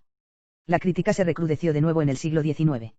En ese momento el desarrollo de las ciencias, geología, astronomía, paleontología, suscitó nuevas objeciones contra la fe tradicional. Esas dificultades, sin embargo, no eran tales que pudieran cambiar sustancialmente los elementos de respuesta fundados en la naturaleza de las cosas, que la Iglesia siempre había dado en tales casos. Baronio explicaba ya en el siglo XVI, con mucho sentido común, que la Sagrada Escritura no tiene la función de enseñar cómo va el cielo, astronomía, sino cómo se va al cielo. En realidad, bajo un disfraz de ciencia, los exegetas del siglo XIX pretendían volver a poner en tela de juicio no solo la Biblia, sino toda la religión. Nacieron entonces numerosas escuelas de exégesis, con principios idénticos a pesar de sus aparentes diferencias. Sobre todo, tenían en común un problema que, para ellos, quedaba fuera de discusión, como explicar a Jesús y a la Iglesia sin la revelación. Desde los orígenes de la cristiandad, los apologistas habían logrado mostrar hasta la evidencia que a cada efecto corresponde una causa. Si el efecto es santo y de orden divino, la causa debe ser santa y divina. La santidad y la divinidad de la Iglesia nos conducen a su fundador, y ese fundador fue un profeta, un uno Leiban y Eisu. 58 taumaturgo y un ser divino según toda la tradición oral y escrita. Ahora bien, lo que 18 siglos de fe católica y 3 de creencia luterana habían aceptado tranquilamente como algo evidente, lo atropellaron algunos doctores en teología protestante. Al hacer eso, se enfrentaron con un problema que nadie antes había imaginado, el de aceptar a Jesús y a su Iglesia negando la revelación divina. Hasta ese momento los críticos, incluso los que hacían alarde del pomposo título de científicos, habían creído en el principio de causalidad, base de toda ciencia. En lo sucesivo, las especulaciones bíblicas cambiaron de rumbo. Se las ingeniaban para demostrar que la existencia de la Iglesia y de Jesucristo no probaba la existencia de una revelación histórica de Dios. Pero ¿cómo se podía negar que Dios hubiese hablado a los hombres, y al mismo tiempo conceder un fondo de verdad histórica a Jesucristo, el personaje enigmático que fundó esa molesta sociedad que es la Iglesia? Está claro que ese súbito cambio no había llovido del cielo un hermoso día de primavera. La Ilustración prusiana, salida de las logias masónicas, con su concepción racionalista y sentimental de la religión, había tenido algo que ver en esa revolución exegética. En efecto, la Aufklärung define a Dios como proyección de la imaginación humana. Su primer representante fue Lessing, que establecía el principio de una religión salida del hombre, aun cuando no se pudieran refutar todas las objeciones contra la Biblia, la religión se mantendría intangible en el corazón de los cristianos que han adquirido un sentimiento íntimo de sus verdades. 1. Pretendía que el Nuevo Testamento era burdo. Los evangelios no eran más que un fraude mal disimulado, y Jesús un bribón y un impostor. Kant, con su religión en los límites de la razón pura, 1794, decía lo mismo, al reducir la historia a símbolos, la revelación a un embuste y los milagros a hechos naturales. ¿Por qué? Porque la regla suprema de la exégesis era buscar no tanto lo que había dicho un autor, aun en el caso de que estuviera inspirado, sino lo que debería haber dicho conforme a los datos de la religión natural. Menos brutal, pero no menos radical, un cierto Paulo, 1761 a 1851, hijo de un pastor dado al espiritismo, intentó explicar todos los relatos evangélicos según el principio naturalista: lo que está por encima de las leyes de la naturaleza no existe. Dejando de lado la descabellada idea de un Jonás que se queda algunos días en una casa de juego llamada La Ballena, pasaba por el tamiz los diversos milagros y profecías de Jesús. Así, los apóstoles decían que vieron a Jesús caminar sobre las aguas porque la niebla les hacía confundir los planos, el frío fue el que reanimó a Jesús en el sepulcro. Esa exégesis pretendía conservar los evangelios sin los evangelistas. Pero reducir a proporciones naturales un relato permanentemente concebido desde el punto de vista sobrenatural, es como tratar de quitarle la sal al mar. No hizo falta mucho tiempo para caer en la cuenta. El ataque de Paulo fue tan exagerado que los mismos racionalistas rechazaron esas extravagancias. Aprendieron la lección y se pusieron manos a la obra para encontrar una solución mejor. Donde los demás habían naufragado por sus excesos racionalistas, Bauer y su alumno Strauss debían dar una respuesta plenamente satisfactoria a los relatos milagrosos del Evangelio. Esos relatos repletos de cosas sobrenaturales fueron producidos tardíamente por las comunidades cristianas de imaginación desbordante, ávidas de cosas extraordinarias y de mitos. Ese miticismo consiguió lo que los sistemas precedentes no habían logrado. La escuela mítica tuvo gran éxito y una gran posteridad. Fue recuperada por Ritzlen I en Dafk, Reforme, Col. 675-59 Alemania, por Ranae y Sabatier en Francia, para pasar luego a Luasy y Bultmann, y terminar finalmente con Delubac y Ricoeur. Esas distintas interpretaciones dan la apariencia de una verdadera cascada de escuelas, aún más difíciles de distinguir por la frecuencia con que sus autores modificaban sus hipótesis. El que dichos autores fueran tantos se debe sobre todo a que esos sistemas, construidos por la crítica radical, se desplomaban unos tras otros. Harnack, rechazando la escuela mítica original, funda la escuela querigmática, Dios es Padre. Luasy ataca a Harnack fundando la escuela escatológica, la inminencia del fin del mundo. Como la escuela escatológica no podía explicar el éxito del cristianismo en el mundo grecorromano, bastante indiferente a las fantasías del mesianismo israelita, se funda entonces la escuela sincretista, el cristianismo es la amalgama de las religiones no cristianas. Ese último avatar se ve suplantado por la poderosa historia de las formas de Bultmann, a la cual Luasy se aferró hacia el fin de su vida. La historia de las formas detenta hoy en día el monopolio de la crítica, como diremos en otra parte 1. Esa proliferación de críticas radicales refleja la enorme influencia que tuvo la crítica mítica de Strauss. 2. La vida mítica de Jesús David Friedrich Strauss, 1808 a 1874, nació en Württemberg y estudió para ser pastor. Aunque fue alumno oyente de Schleiermacher en la Universidad de Berlín, sufrió más la influencia de uno de sus profesores, Ferdinand Christian Bauer, 1792 a 1860, a quien siguió a Tubinga en 1825. Bauer, en esa época, desarrollaba la idea original de que los primeros cristianos se habían dividido en dos partidos y se hacían una guerra a muerte, los Petrinus judaizantes y los Paulinos gentiles. Y no solo se dividía a los hombres, sino también a los libros. Los textos del Nuevo Testamento eran, en realidad, manifiestos polémicos de los partidos, escritos tardíamente por las comunidades antagónicas hacia fines del siglo II. ¿Por qué deberían haber sido escritos tan tarde? Para que las generaciones tuvieran tiempo de elaborar el mito evangélico. Ese antagonismo dialéctico se armonizaba perfectamente con la influencia hegeliana de Strauss. Tanto para Strauss como para Hegel, todo evoluciona, el mundo está en constante progreso, y el cristianismo es solo una etapa en la marcha hacia adelante de la humanidad. Los escritos, al igual que el pensamiento, se desarrollan por medio de la lucha de las tendencias rivales de la historia. Esta guerra interna de la Iglesia naciente da la clave de muchos problemas de exégesis neotestamentaria, aunque tenga que deformar la historia para hacerla encajar con la hipótesis.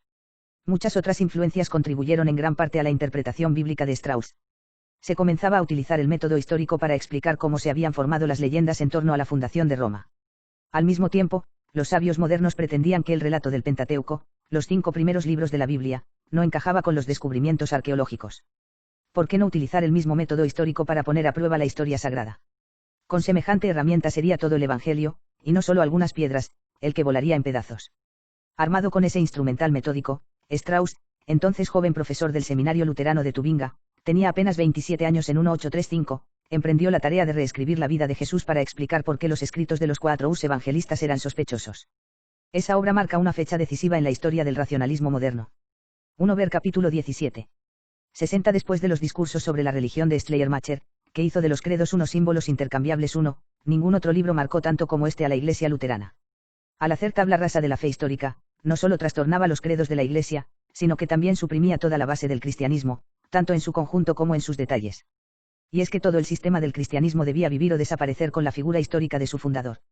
Ahora bien, para sorpresa de todo el mundo, este profesor luterano publicaba una vida de Jesús en la que descartaba como falso o sin importancia todo lo que la Iglesia había considerado como vital sobre Jesucristo. El núcleo histórico en torno al que se había desarrollado el dogma era reducido prácticamente a la nada. Al terminar la lectura del libro quedaba una imagen, viva sin duda, pero muy distinta de la imagen tradicional cristiana. Se pensaba en un joven judío entusiasta, que ridiculizaba las formalidades religiosas y denunciaba la corrupción moral de su tiempo, que había sido condenado a muerte por los fariseos y los escribas, cuya biografía había sido escrita por 4 hombres mucho después de que toda una masa de hechos legendarios sepultara a los hechos ciertos. De ahí surgió un sistema de dogmas inverosímiles, que se habían consolidado alrededor de mitos indefinidos. Se describía a Jesús como nacido milagrosamente de una virgen, realizando milagros durante su vida pública y resucitando a los 3 días de ser sepultado. De esta manera Strauss, pastor luterano, haciéndose supuestamente el defensor de la religión cristiana, parecía dar una mano a los naturalistas iluminados, enemigos jurados de la religión. En Francia, poco después, un discípulo habría de superar al maestro. Granat, 1823-1892, en su propia vida de Jesús, recuperó las mismas ideas que su colega del otro lado del Rin.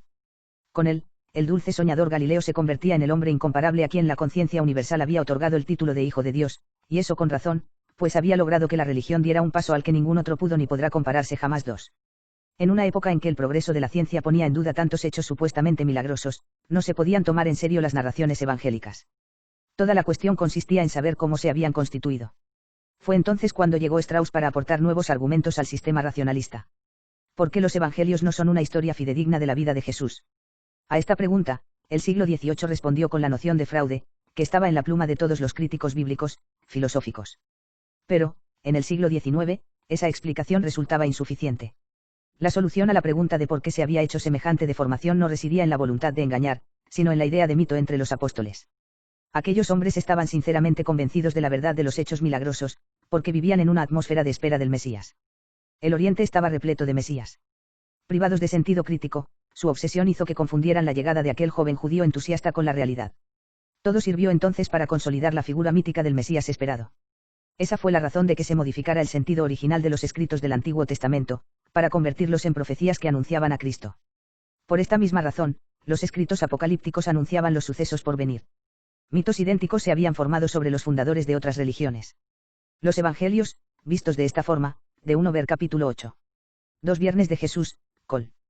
De bolsillo, p. 100. Granat vulgarizó a su colega alemán en su vida de 1863 que, por haber sido escrita de manera más artística y pasional, tuvo un increíble éxito editorial. 61 ininteligibles que eran debido a sus contradicciones, se hacían comprensibles por fin. El mito evangélico daba la clave científica de los enigmáticos evangelios. El mito es el producto espontáneo de la fe primitiva de la Iglesia, que encarna de manera inconsciente sus creencias y preocupaciones en una multitud de relatos que primero fueron elaborados en la tradición oral, y que luego los evangelistas consignaron por escrito con la mejor buena fe. Los evangelios no nos cuentan la historia de Jesús, sino la creencia de la comunidad que los redactó. Para separar la historia real del mito imaginario, Strauss utiliza criterios que él llama científicos. Descarta de entrada todo relato milagroso, y luego todo relato que refleje las preocupaciones de la cristiandad primitiva. Eso no le impide mantener la verdad de lo que él llama mítico. Declara ingenuamente que el nacimiento sobrenatural de Cristo, sus milagros, su resurrección y su ascensión al cielo, siguen siendo verdades eternas, a pesar de las dudas a que a veces se ve sometida la realidad de las cosas en cuanto a hechos históricos. Lo que nos parece contradictorio puede ser muy lógico para un adepto de la dialéctica hegeliana. Al aspecto negativo del mito desprovisto de historicidad, Strauss le suma el aspecto positivo sacado de Kant y Hegel. El mito es esencialmente simbólico. ¿Simbólico de qué? Del progreso de la humanidad. El mito, el símbolo, es más importante que el hecho. El Evangelio no habla tanto de acontecimientos que ocurrieron hace 1800 años en Palestina, como de la evolución mística de las almas figurada por esos supuestos acontecimientos. La humanidad es la unión de dos naturalezas, Dios se hace hombre, el infinito se manifiesta en lo finito, y lo finito se acuerda de su carácter infinito. Ella, la humanidad, es hija de una madre visible y de un padre invisible, naturaleza y espíritu. Ella hace milagros en la medida en que, a lo largo de la historia humana, el espíritu logra dominar a la naturaleza, tanto dentro como fuera del hombre. La humanidad es la que muere, resucita y sube al cielo. De la supresión de su mortalidad como espíritu personal, racional y terrestre, procede su unión con el espíritu infinito de los cielos. Por la fe en ese Cristo, sobre todo por su muerte y resurrección, el hombre es justificado ante Dios, es decir, que al producir en él la idea de la humanidad, el hombre individual participa de la vida divinamente humana de la especie. 1. Este párrafo de la vida de Jesús está lleno de sobreentendidos y hace rechinar los dientes incluso en el campo protestante. En él se refleja, sin la menor duda, la idea típicamente kantiana y deísta de un Dios hecho a imagen y semejanza del hombre. También se refleja la concepción hegeliana del hombre que se hace Dios al tomar progresivamente conciencia de sí mismo.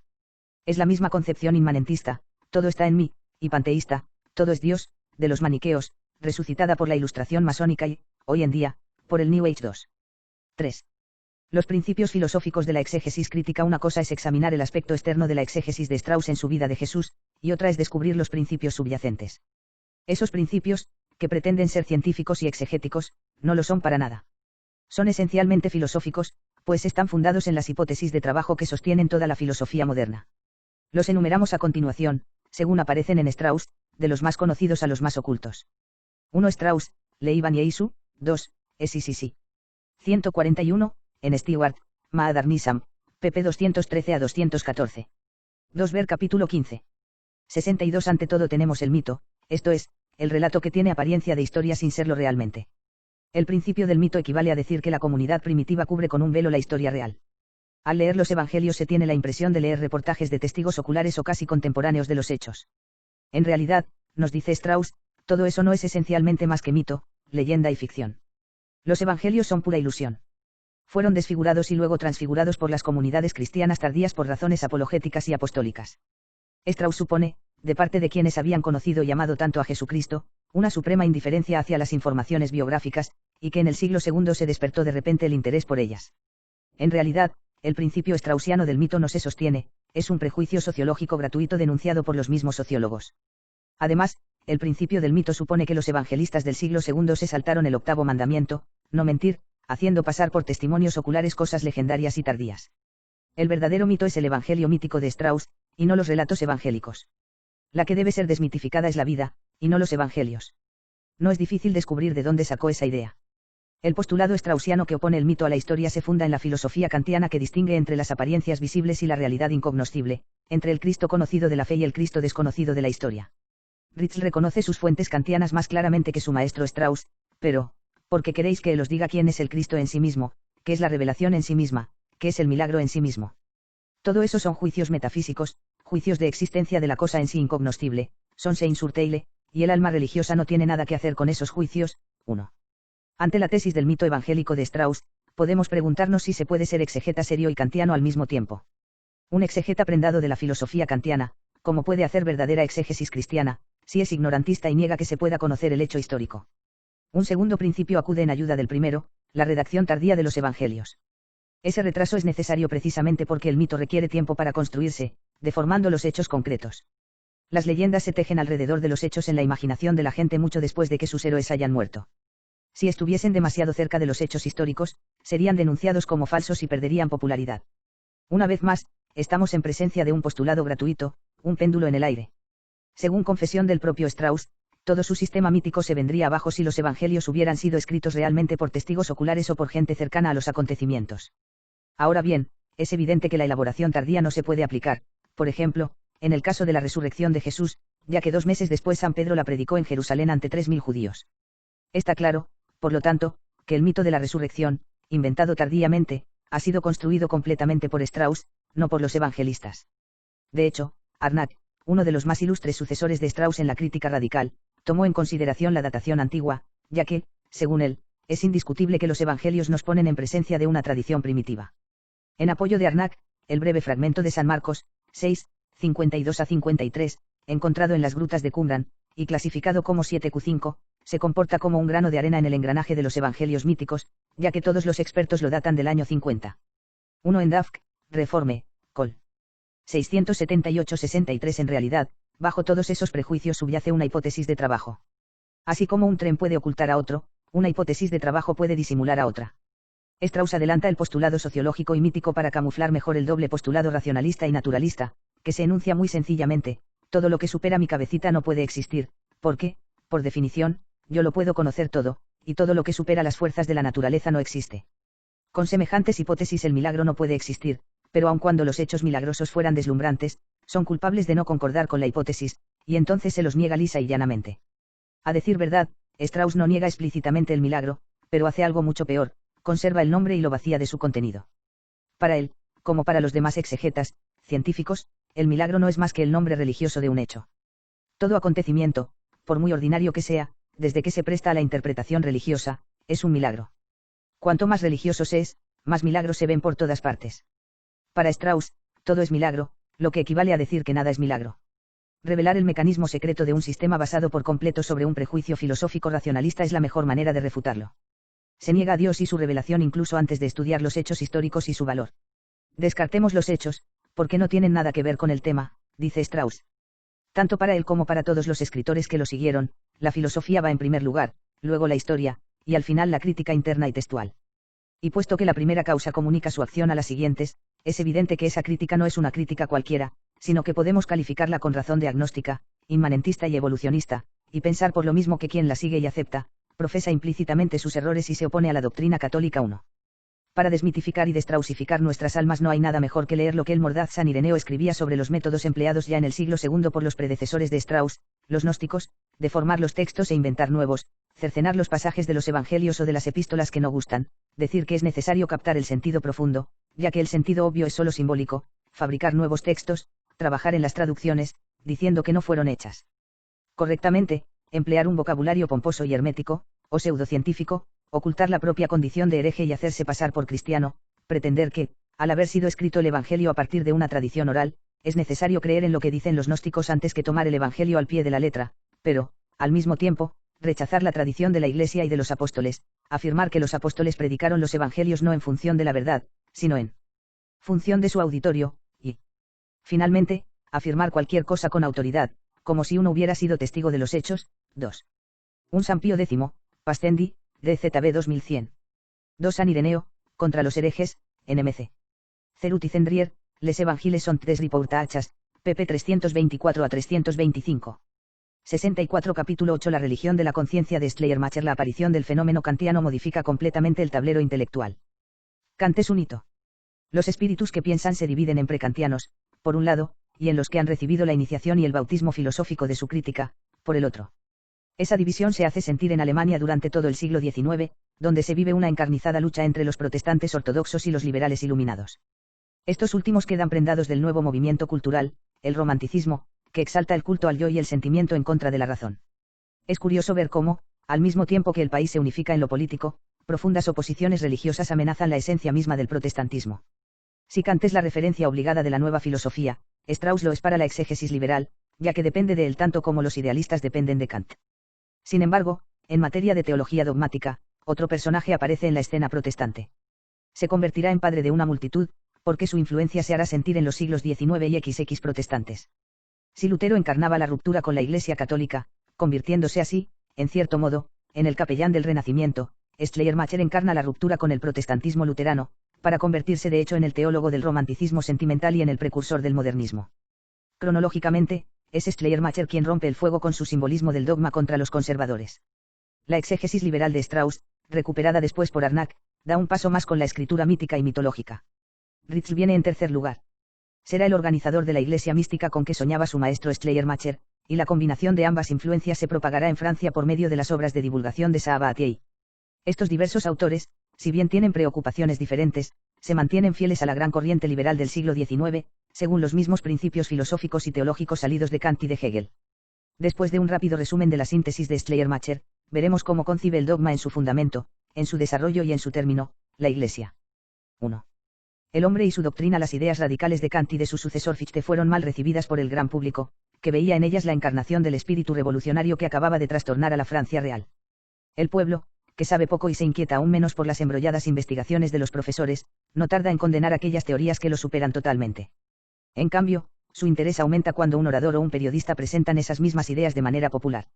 Un hombre así aparece en la escena a principios del siglo XIX, Friedrich Ernst Daniel Schleiermacher, 1768 a 1834. El estudio de su vida servirá de prólogo a la explicación sucinta de su doctrina. Nacido el mismo año que Chateaubriand, tendrá aspiraciones similares.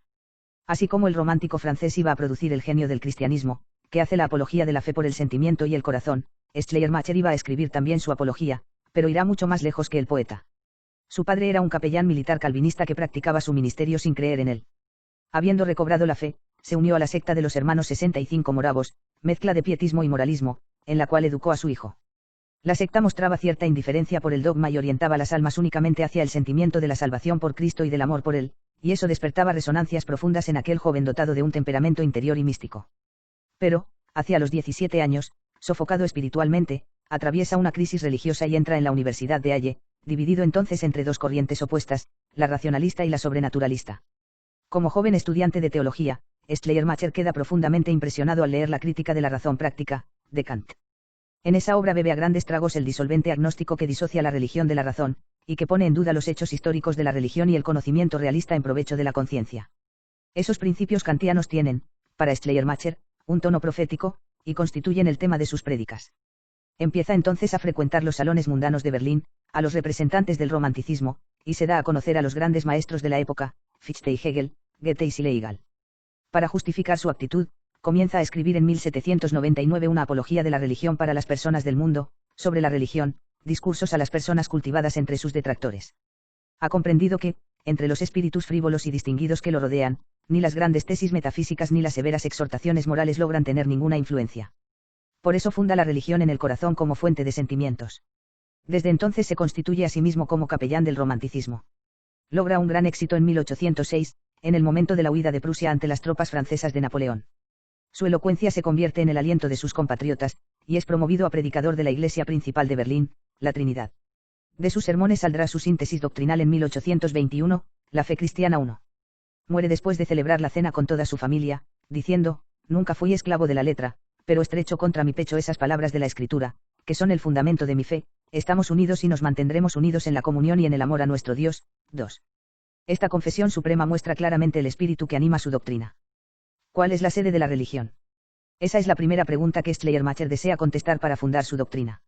La religión, responde, brota de la conciencia, porque es más que nada un sentimiento. En efecto, no es ni una creencia dogmática ni un código moral, sino un sentimiento, y más precisamente el sentimiento de dependencia, el sentimiento de ser un engranaje en la enorme maquinaria del mundo. El hombre mismo, no es un ser que se funde en el gran todo. Ese sentimiento de dependencia es uno de los más profundos de la vida espiritual. Esa es la esencia de la piedad y de la religión, de donde nace la Iglesia, es decir, la sociedad de los que son conscientes de depender del universo considerado como un gran todo. Solo después cada Iglesia construye su dogmática particular, variable en función de la profundidad y pureza de su sentimiento de dependencia.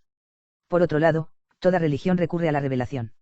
Esa revelación no es una doctrina recibida de Dios, sino más bien el fruto subjetivo del concepto de Dios que brota del sentimiento religioso de dependencia, en lo más recóndito de la conciencia. De la esencia de la religión, Schleiermacher pasa a la esencia del cristianismo, que representa la forma religiosa más pura. El cristianismo se define en función de Cristo y su uno der Christliche Glaube. 2 en DTC, Schleiermacher, Col. 1449-66 Misión Redentora. Y como el fondo de la religión es el sentimiento de dependencia del gran todo, por lo que a Cristo se refiere, el fondo de su sensibilidad es la conciencia de su unidad con Dios y de su mediación entre Dios y las almas. En esto el Evangelio de San Juan es históricamente superior a los demás, puesto que expresa claramente la conciencia que Jesús tenía de ser mediador y redentor. ¿Pero Jesús era Dios? Pregunta ociosa, puesto que la divinidad de Jesús es la conciencia que tiene de ella. Entre él y nosotros hay una diferencia de grado, porque, de hecho, la humanidad tiene en sí misma la fuerza de producir, en su línea de evolución, una tal aparición de Dios en el mundo. Lo natural y lo sobrenatural son, de hecho, solo las dos facetas de una misma cosa. En cuanto a la obra de la redención, Cristo nos salvó cuando afirmó solemnemente ante el Sanedrín que tenía conciencia de su misión divina. Pronunció ese formidable, sí, que es la palabra más grande que un mortal haya pronunciado jamás. Su muerte es un ejemplo para nosotros, y si es redentora del pecado, lo es en un sentido completamente original. Porque el pecado de que nos libra se sitúa, como la religión misma, en el sentimiento. El pecado es un malestar del sentimiento religioso que frena nuestra toma de conciencia de Dios en nosotros, y por eso Jesús, por la intensidad de su unión con Dios, puede declararse sin pecado. Así, la redención se define como el paso del estado de conciencia detenido al estado de conciencia no detenido. Ese paso se opera por la fe en Jesucristo, como ya explicaba Lutero. 2. La religión del sentimiento. La religión que describe Schleiermacher pretende más que nada ser conciliadora. Está hecha para reconciliar a los mundanos con la fe y para reconciliar a todas las confesiones en torno a la esencia del cristianismo. Para eso, a Schleiermacher le basta referirse a sus maestros, Kant y Hegel. Del primero toma las ideas inmanentistas que oponen el mundo exterior incognoscible y la conciencia individual, reina y centro de todo lo conocido. Esta actúa como juez último de la fe, pues una religión es auténtica solo cuando satisface las tendencias naturales del hombre. Schleiermacher hace suya la idea de Kant de que las doctrinas y los ritos de la Iglesia son puros símbolos, sin significado intelectual, pero válidos, sin embargo, como principios de vida por su elemento interior y moral. Hegel deja también su impronta en nuestro teólogo del romanticismo. Según las doctrinas hegelianas, los dogmas son solo símbolos aproximativos, más allá y por encima de ellos hay que elevarse hasta la idea, y esta, una vez alcanzada, de subjetiva se vuelve objetiva. Así entendida, la teología implica una infinita flexibilidad de interpretaciones. El espíritu puede elegir diversos estados e impulsos en el camino de la verdad. El misticismo de Schleiermacher y la especulación de Hegel, hábilmente combinados, van a preparar la llegada de una era teológica que será una cultura de invernadero, una elaboración puramente inmanente, que se realiza en el fondo de las conciencias religiosas. Y puesto que todas las confesiones protestantes están de acuerdo sobre la grandeza moral de Cristo, puede decirse que la comunidad cristiana se formó y cimentó en torno a esa experiencia que Cristo tuvo de lo divino, esencia del cristianismo y fundamento de la fe. ¿De dónde viene, para Schleiermacher, esta nueva definición de la fe? A falta de motivos racionales, voluntariamente descartados para dar lugar al sentimiento y a la fantasía, persigue de hecho un propósito ecuménico. Hay que reunir todas las confesiones por encima de las divisiones y credos. Él es realmente el padre del ecumenismo. Nada más instructivo que su intento de instaurar una superiglesia. Nos queda por ver las verdades que debe sacrificar para llevar a cabo semejante empresa. 67 Kant solo sentía desprecio por los datos históricos de la religión. Los milagros, el pecado original, la divinidad de Jesucristo, todo quedaba rebajado al nivel natural y privado de fundamento real. La religión se fundaba en la conciencia. Strauss, como hemos visto, va a desarrollar en el campo exegético esas ideas que destruyen por completo la historicidad de los evangelios. Schleiermacher funda su mística del corazón sobre la arena. De todos modos, el dogma no puede tener ningún contenido realista. Confiesa con candidez que ninguna frase de su libro de síntesis, La fe cristiana, perdería su fuerza si no hubiera una vida futura. Lo mismo vale para la existencia de Jesucristo. ¿Por qué? Porque el dogma y toda la religión no tiene más valor que el de su utilidad práctica. Una religión no es válida porque sea verdadera, sino porque engendra un sentimiento de piedad. Mientras que los ortodoxos fundan su fe en verdades históricas, los liberales se niegan absolutamente a ello. Vosotros creéis en algo que en otro tiempo, hace 19 siglos, sucedió fuera de vosotros, pero para vosotros. Nosotros creemos en algo que sucede dentro de nosotros, tenemos nuestra fe en Cristo. Pero ¿por qué queréis que Él os diga quién es Cristo en sí mismo, qué es la revelación en sí misma, qué es el milagro en sí mismo?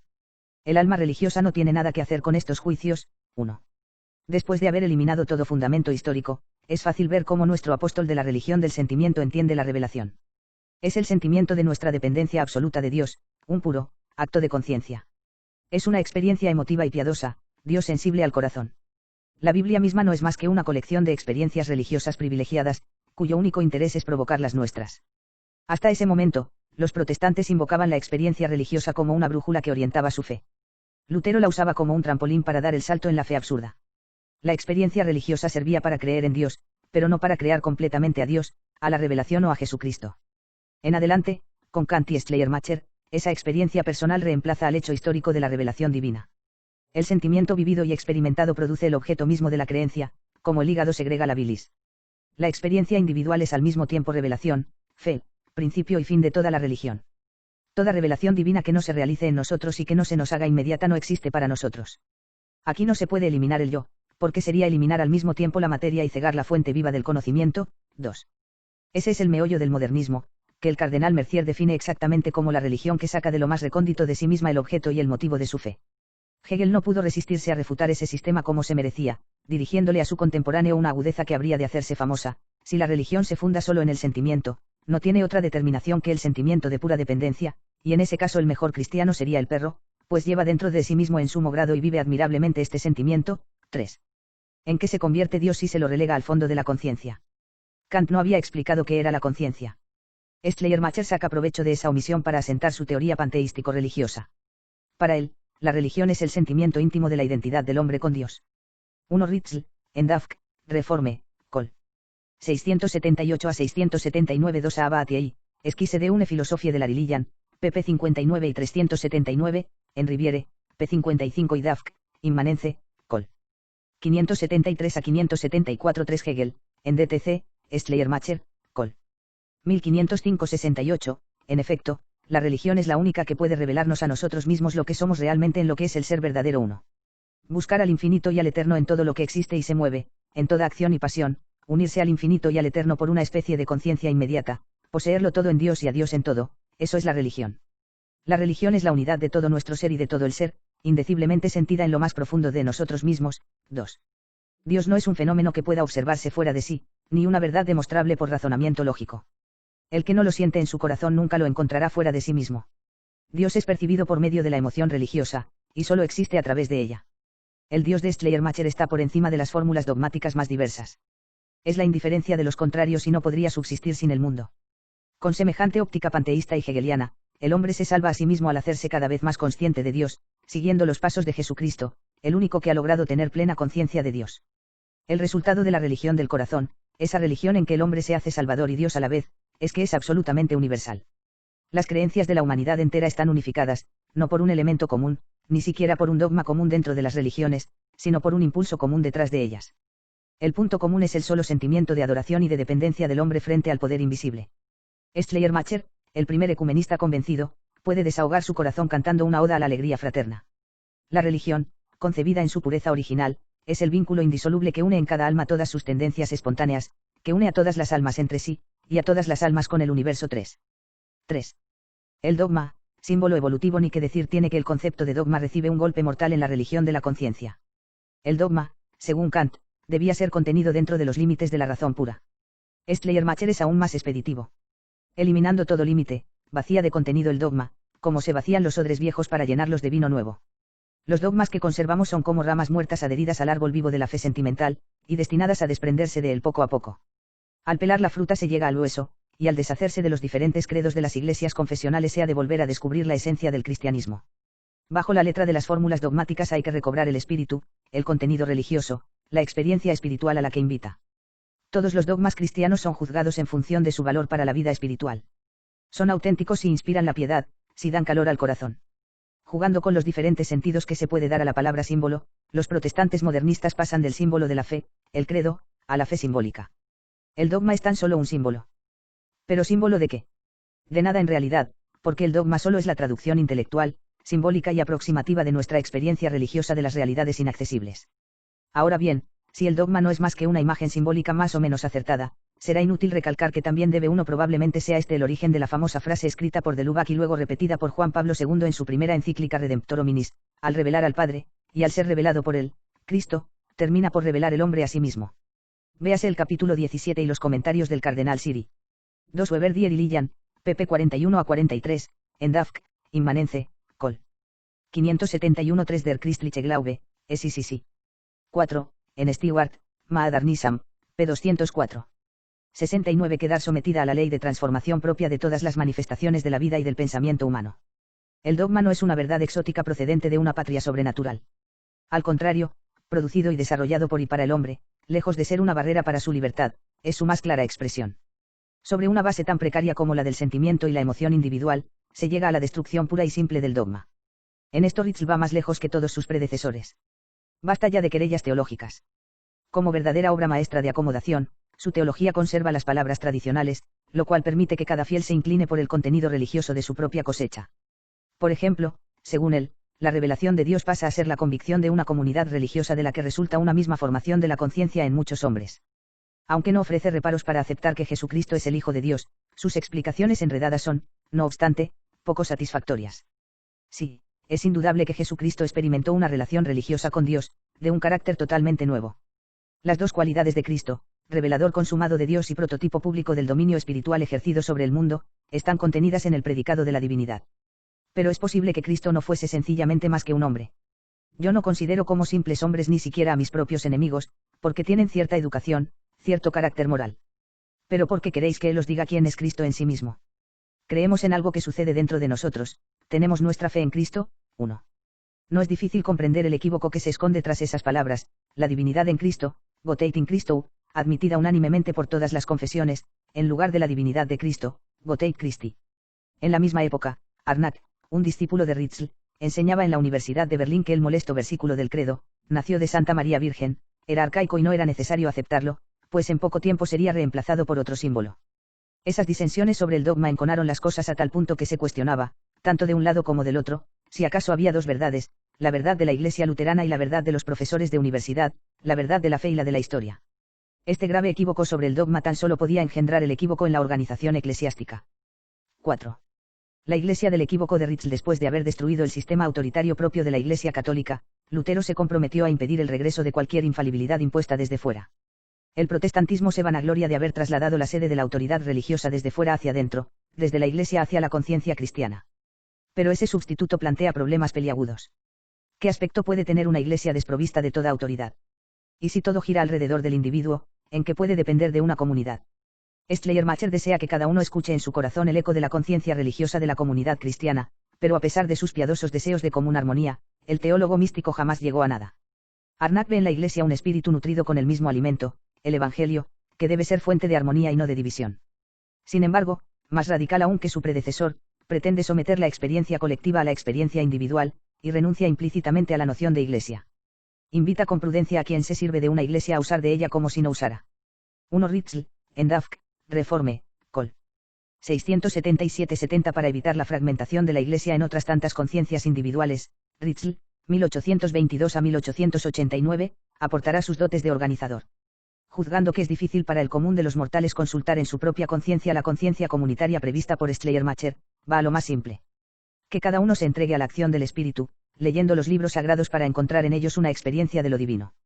El reino de Dios es la reunión de los que, basándose en las Escrituras, creen en Cristo y son movidos por el amor.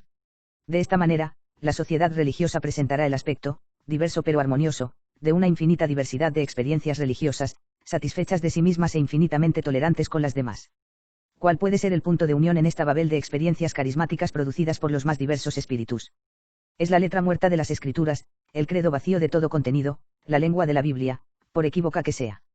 Cualquiera que haga uso de la lengua de la Biblia y de la Reforma en un sentido recto, incluso con malentendidos, cualquiera que emplee las palabras de esta lengua, considerándolas como términos sagrados de la cristiandad, como expresiones que no puede dejar de lado, aun cuando signifiquen para él otra cosa, no merece el desprecio, sino el reconocimiento por su piedad. Esta lengua es un vínculo de unión, como la lengua popular. Alegrémonos de que todos los teólogos se reúnan alrededor de las mismas palabras. 1. En otro tiempo Lutero se jactaba de encontrar el espíritu tras la letra, los liberales, en cambio, despreciaban el espíritu para no conservar más que la letra muerta. Del lado opuesto, la reacción era muy amarga, y los protestantes ortodoxos consideraban que hacer uso de esa moneda falsa era obrar con hipocresía. Toda la escuela ritschliana se resintió de ello. Los métodos que aspiraban a establecer la paz solo lograron sembrar la discordia durante todo el fin del siglo XIX. El símbolo tradicional del credo era la piedra de toque. Con cierta lógica, los pastores liberales preguntaban por qué se los invitaba, como estudiantes de teología, a renunciar a aquel símbolo que sus profesores universitarios destruían, y como pastores de almas, a mostrar ese mismo símbolo, a enseñarlo y a aparentar que creían en él. En las vivas escaramuzas que se dieron entre las autoridades religiosas y las universitarias resonó entonces la voz del sumo pontífice de la Iglesia de Prusia, Guillermo II. El cesaropapismo introducía en el debate el peso de su autoridad a favor de la encarnación de Cristo. El Estado decidió crear, junto a las universidades dominadas por los librepensadores, dos cátedras confiadas a profesores ortodoxos, que por lo demás pronto serían neutralizados por las rechiflas de los liberales que los trataban de profesores de castigo. Cuando las autoridades insistieron e impusieron la recitación pura y simple de esos símbolos como observancia de una consigna litúrgica, los liberales, con una sonrisa cínica, dijeron por boca del pastor Sido en Berlín: yo no profeso esos artículos del símbolo, solo los leo. De hecho, las iglesias evangélicas alemanas de ese fin de siglo daban la impresión de combatir, no la incredulidad misma, sino toda creencia que se mostrase abiertamente y sin equívoco. La sinceridad se convertía en un delito que merecía ser castigado. Pero esos castigos solo protegían la fachada, no podían pretender proteger la sustancia misma de la verdad, el sentido auténtico y tradicional del credo. Y con razón. Para que la Iglesia protestante persistiera en su deseo de atacar a sus pastores por infidelidad a la doctrina pura, era necesario poseer una autoridad que fijara esa doctrina. Una de las víctimas de esos hostigamientos, el pastor Strempf, reveló la perplejidad de las autoridades y demostró su falta de lógica en un lenguaje irrefutable. O bien la Iglesia debía exigir de antemano una Uno Catenbus, discípulo de Ritschl, y Vid. Col. 678-71 adhesión sin reservas a su símbolo, y notificar entonces a los teólogos heterodoxos que no podían ejercer el servicio divino, o bien debía permitir que el eclesiástico, al explicar el símbolo convertido en un documento puramente histórico de la Iglesia, no fuera hostigado nunca por sus reservas hacia él. Pero la Iglesia protestante no podía aceptar ninguna de las dos opciones. En efecto, aceptar la solución ortodoxa significaba abdicar de la libertad de examen de los comienzos de la Reforma, aceptar la segunda solución significaba legalizar la anarquía y la disolución de los marcos de la Iglesia. El lector nos perdonará si, por un instante, adoptamos un estilo ligero, que al menos tendrá la ventaja de mostrar lo absurdo de la situación al otro lado del Rin en materia religiosa. En efecto, si no tuviese su correspondiente lado trágico durante la crisis modernista, al liberalismo protestante no le faltaría comicidad en aquella Prusia que parecía una sala de clase en plena efervescencia. No falta nada para la escenificación. Entre el soñador romántico, Schleiermacher, y el jefe de las cabezas locas, Ritschl, los niños terribles abuchean, a cual más, a los niños buenos sentados en sus pupitres. Les hacen una guerra sin piedad, atacando los dogmas más fundamentales de la fe. Entre ambos partidos se encuentra el peón Arnac, que medio en serio y medio en broma, piensa como unos y actúa como otros. Pero entonces llega muy sofocado el profesor de disciplina, Guillermo II, con toda la corte suprema de las confesiones alemanas. Implora la paz de rodillas, para no escandalizar a los estudiosos alumnos de la clase de al lado, los católicos.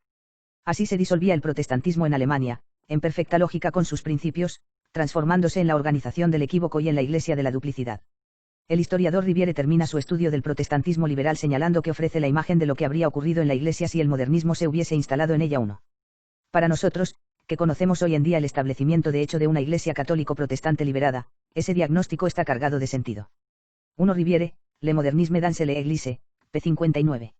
72 Capítulo 9 Balance del modernismo protestante. Lo mismo que para el estudio de la verdad cristiana, será útil esbozar las conclusiones esenciales que resumen a nuestros autores, antes de descubrir el progreso al que llegaron los protestantes modernistas a partir de Lutero. Tendremos que comparar y unificar el protestantismo modernista con el estudio de los principios fundamentales comunes.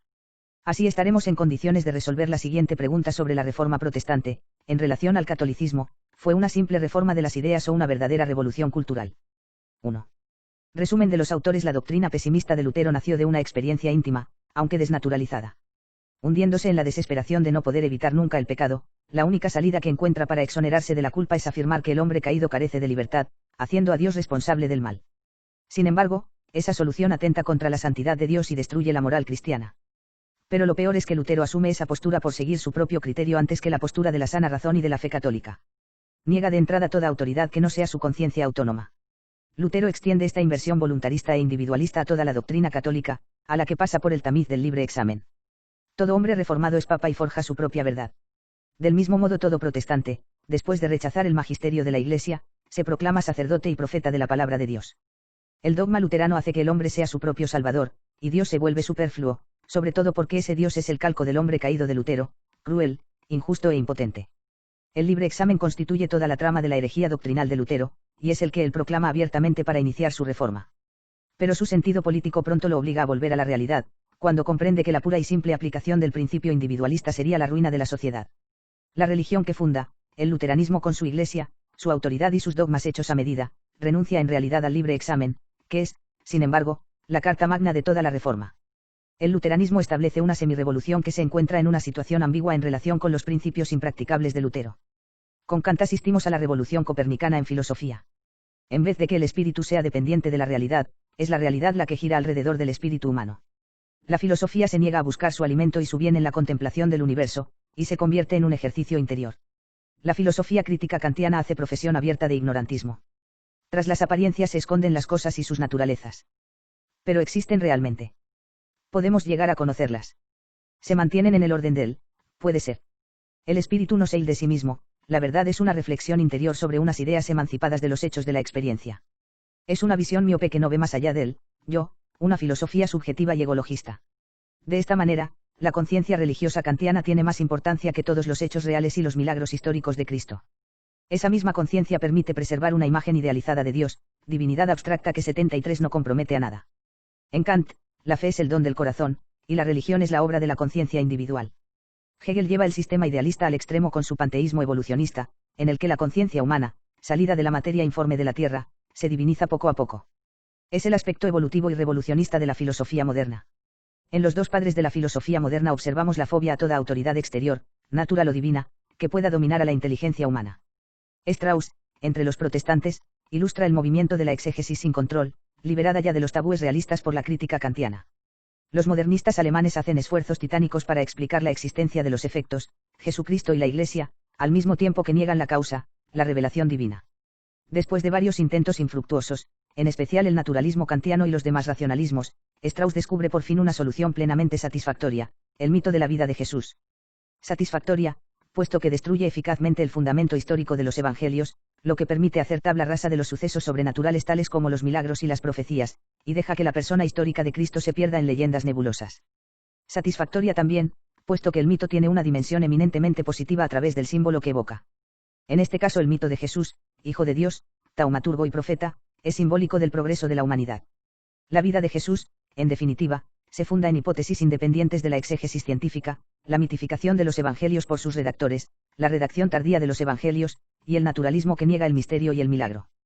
Por lo que se refiere a la teología, Schleiermacher recupera la definición kantiana de la fe como la religión de la conciencia y del sentimiento.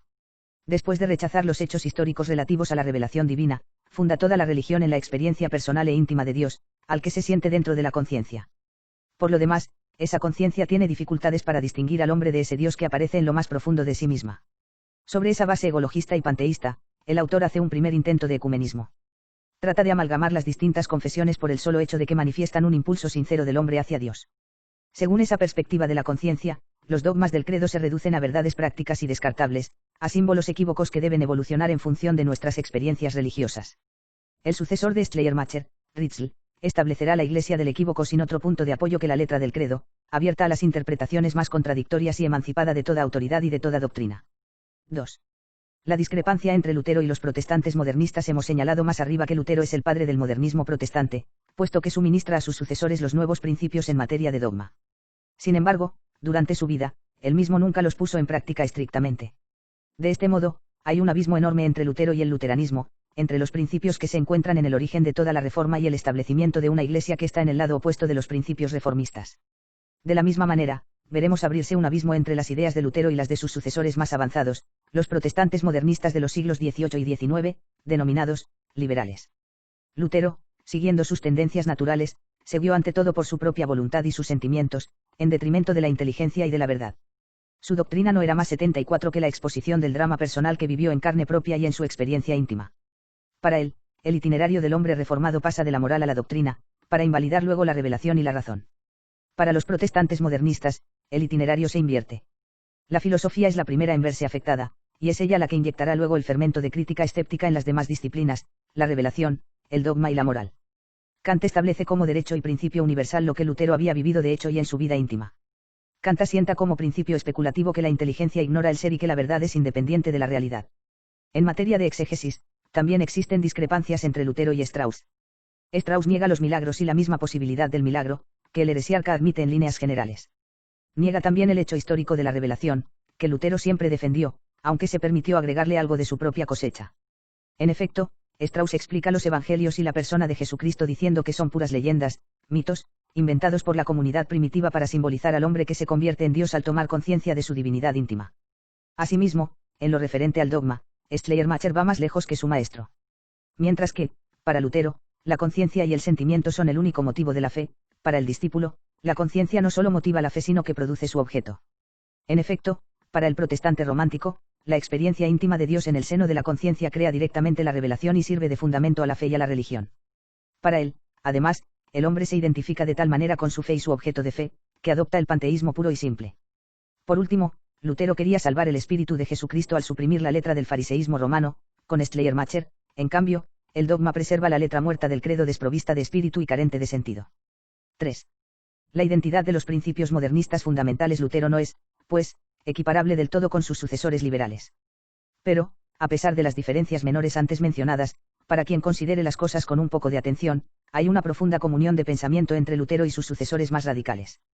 Él fue, desde luego, el que lanzó el non serviam, el grito de rebelión contra toda autoridad y toda doctrina que no proviniese del hombre. El libre examen individualista y voluntarista contiene en germen todo el modernismo.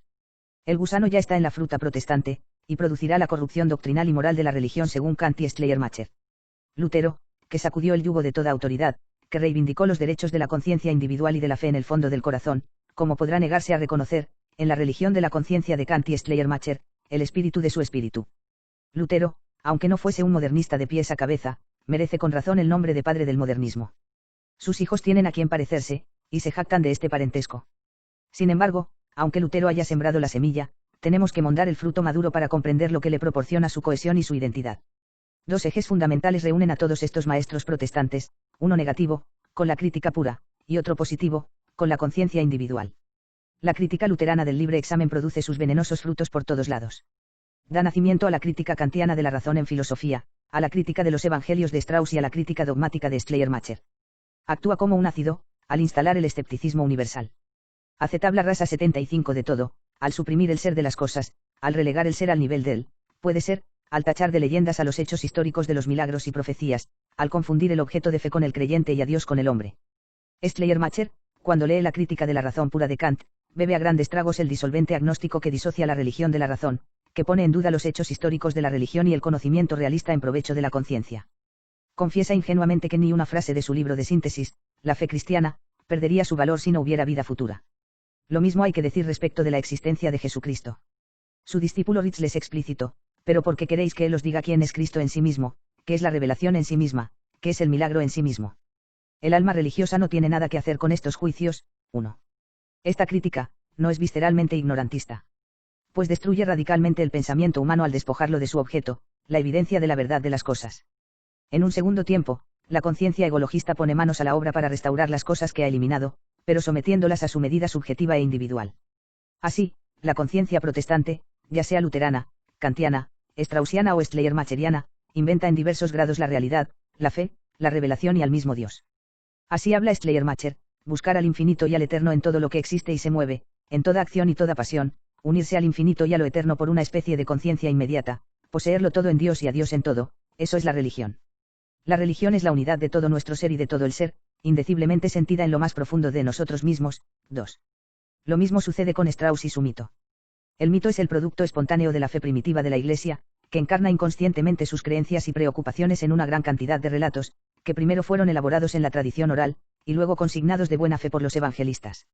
El egologismo se encuentra en el corazón de la religión de Schleiermacher, fundada como está en el solo sentimiento de dependencia que produce la conciencia. De esa manera, solamente es verdadero lo que la conciencia elabora en lo más íntimo de sí misma, pienso, y por eso las cosas existen, y por eso Dios existe. La obra creadora del nuevo Homo Faber culmina en la blasfemia de los deístas: hagamos a Dios a nuestra imagen. La consecuencia de esta doble óptica ignorantista y egologista es la evolución sistemática de todo pensamiento y de toda doctrina, pues el dogma acaba de elevar las anclas que lo mantenían fijo a los hechos y a las cosas, para ponerse a navegar en la revelación de la conciencia liberada. Kant declara abiertamente que las iglesias protestantes solo podrán tener el yugo suave del que hablaba su fundador si se liberan del peso de sus credos. Para Hegel, la historia de las religiones manifiesta la evolución de las creencias primitivas inferiores hacia las religiones superiores, que las reúnen a todas en una síntesis más perfecta, la filosofía hegeliana, pináculo de la religión de la razón. De esa forma, la religión cristiana es el resumen de las riquezas contradictorias pasadas, y avanza hacia la cumbre de la evolución, que es la conciencia del espíritu. Schleiermacher parece adoptar también el mismo sesgo evolutivo. Pretende vaciar de contenido al dogma, como se vacían los odres viejos para llenarlos de vino nuevo. Los dogmas que conservamos son como ramas muertas, unidas al árbol vivo de la fe sentimental, y destinadas a desprenderse de él poco a poco. El 1 Ritzel, en Dafk, Reforme, Col. 677-2 Weberdier y Lillan, pp 41 a 43, en Dafk, Inmanence, Col. 571-76 Dogma no es una verdad exótica procedente de una patria sobrenatural. Al contrario, producido y desarrollado por y para el hombre, lejos de ser una barrera para su libertad, es su más cabal expresión. La fórmula dogmática del credo, más que una verdad que hay que creer, es una vida que hay que vivir.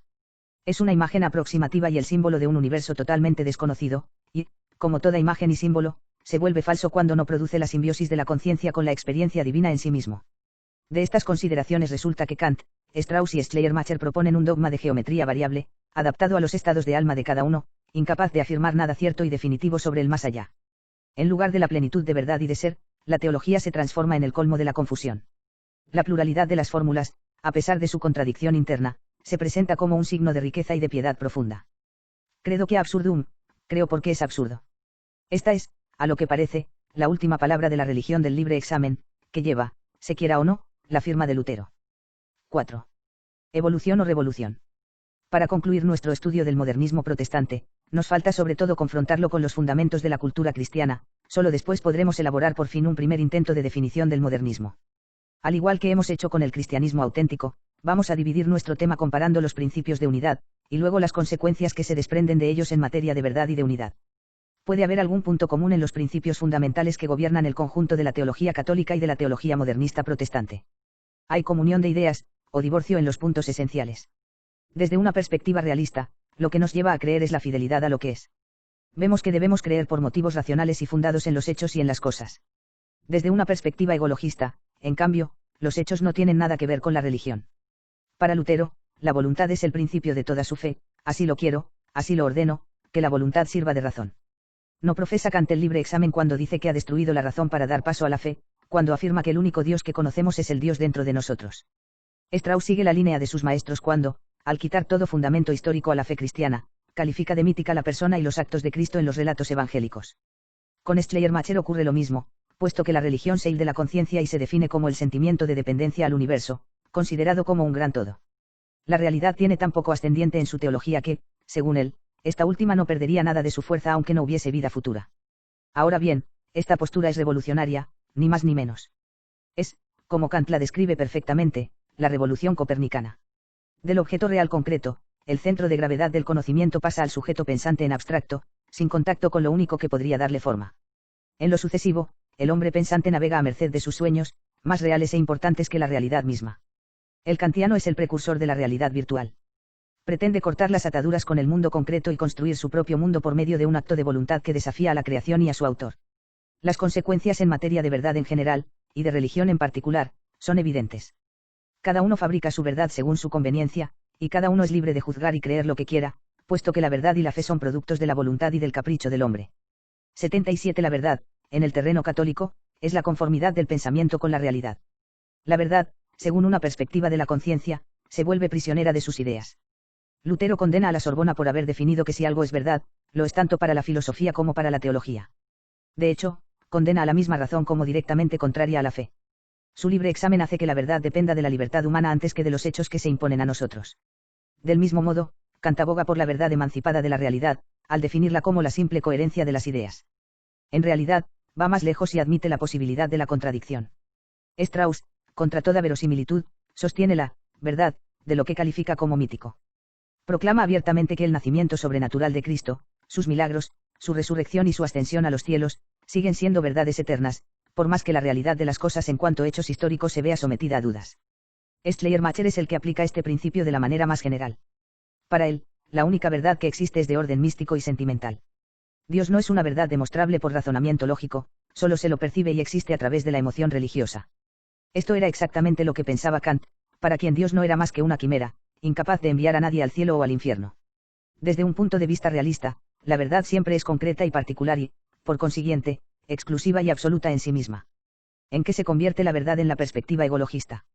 Por haber soltado las amarras para liberarse de la realidad, la verdad egologista de los protestantes va a la deriva, sujeta como está al cambio y a la contradicción. Lutero abre el camino. Pasa rápidamente de la libertad absoluta en materia de fe a la condenación de los anabaptistas que niegan su autoridad. Para Kant, la única religión que puede lograr la paz es la que reúne a la humanidad entera, entidad abstracta, bajo la égida de un Dios también abstracto. Apela a Lutero para aliviar a las iglesias protestantes del peso de su credo. Schleiermacher, por su lado, ve en el dogma el símbolo de la experiencia religiosa que varía según el humor de cada uno. Su sucesor, Ritschl, funda la Iglesia del Equívoco, reunida alrededor de las palabras de un credo vaciado de todo contenido. Es difícil negar que la ambigüedad de las fórmulas dogmáticas no esté en la lógica del libre examen y de la religión del corazón que ha renunciado a toda autoridad exterior al hombre. ¿En qué puede terminar todo esto, sino en el más completo escepticismo? Creer que todas las religiones son más o menos verdaderas a pesar de sus contradicciones, no es confesar implícitamente que son tan falsas unas como otras. El libre examen, elevado a la categoría de principio supremo de la fe, conduce directamente a la indiferencia y al desprecio de la religión.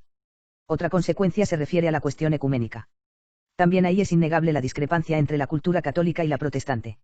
Según la perspectiva católica, todo el esfuerzo por la unidad consiste siempre en conformarse con la realidad, con los hechos históricos de la revelación y con la teología única que es su rigurosa consecuencia. Quien pensara intentar una unión sobre otra base que no fuera la de la verdad y de los hechos, sería tratado de loco. Según la perspectiva protestante de la conciencia, la búsqueda de la unidad prevalece sobre la de la verdad. Y en eso los protestantes enfrentan un problema desconocido hasta el momento. ¿Cómo reintegrar a los que adhieren al principio de desintegración que es el libre examen, la Carta Magna de la Reforma? Los protestantes actúan como aquellos que, después de haber quebrado deliberadamente un vaso, tratan de 78 volver a pegar los pedazos. Pero es difícil conciliar a los contestatarios cuando solo están de acuerdo en la contestación. La unidad de los protestantes no puede hacerse más que por encima de sus diferencias, por encima de la verdad de las cosas y de los hechos negados por la crítica de Kant, y por encima de la revelación histórica negada por Strauss y Arnach. En esto, Schleiermacher da la versión más acabada del ecumenismo. Para él, las creencias de la humanidad entera se ven unificadas, no por un dogma común dentro de las religiones, sino más bien por un impulso común detrás de ellas, el sentimiento de dependencia del hombre frente al Dios que existe en el fondo de la conciencia. ¿Cómo describir el modernismo que nos ofrece sobre todo Schleiermacher, siguiendo a Kant y a Lutero? No es un sistema de pensamiento enfrentado a otro sistema, es la disolución misma del pensamiento. Es la destrucción de todo sistema, la negación de todo principio establecido como tal. No es una iglesia moderna luterana construida frente a una iglesia católica. En su fase más madura, el credo maleable de Schleiermacher y la iglesia fantasma de Ritschl, esta iglesia se presenta de hecho como la desintegración de toda iglesia y de toda religión. La religión de los protestantes modernistas hace girar todas las cosas alrededor de la conciencia humana, fuente del ser, de la verdad, de la revelación y de la divinidad en lo más recóndito del hombre. Basados en estas conclusiones, estamos ya en condiciones de dar por adelantado una definición sumaria del modernismo, que en caso dado podrán corregir o mejorar las épocas siguientes. El modernismo, o al menos el de los protestantes, se presenta como un sistema de pensamiento ignorantista, egologista y revolucionista que profesa una filosofía sin ser y una revelación sin fundamento histórico, para concluir en una teología sin Dios.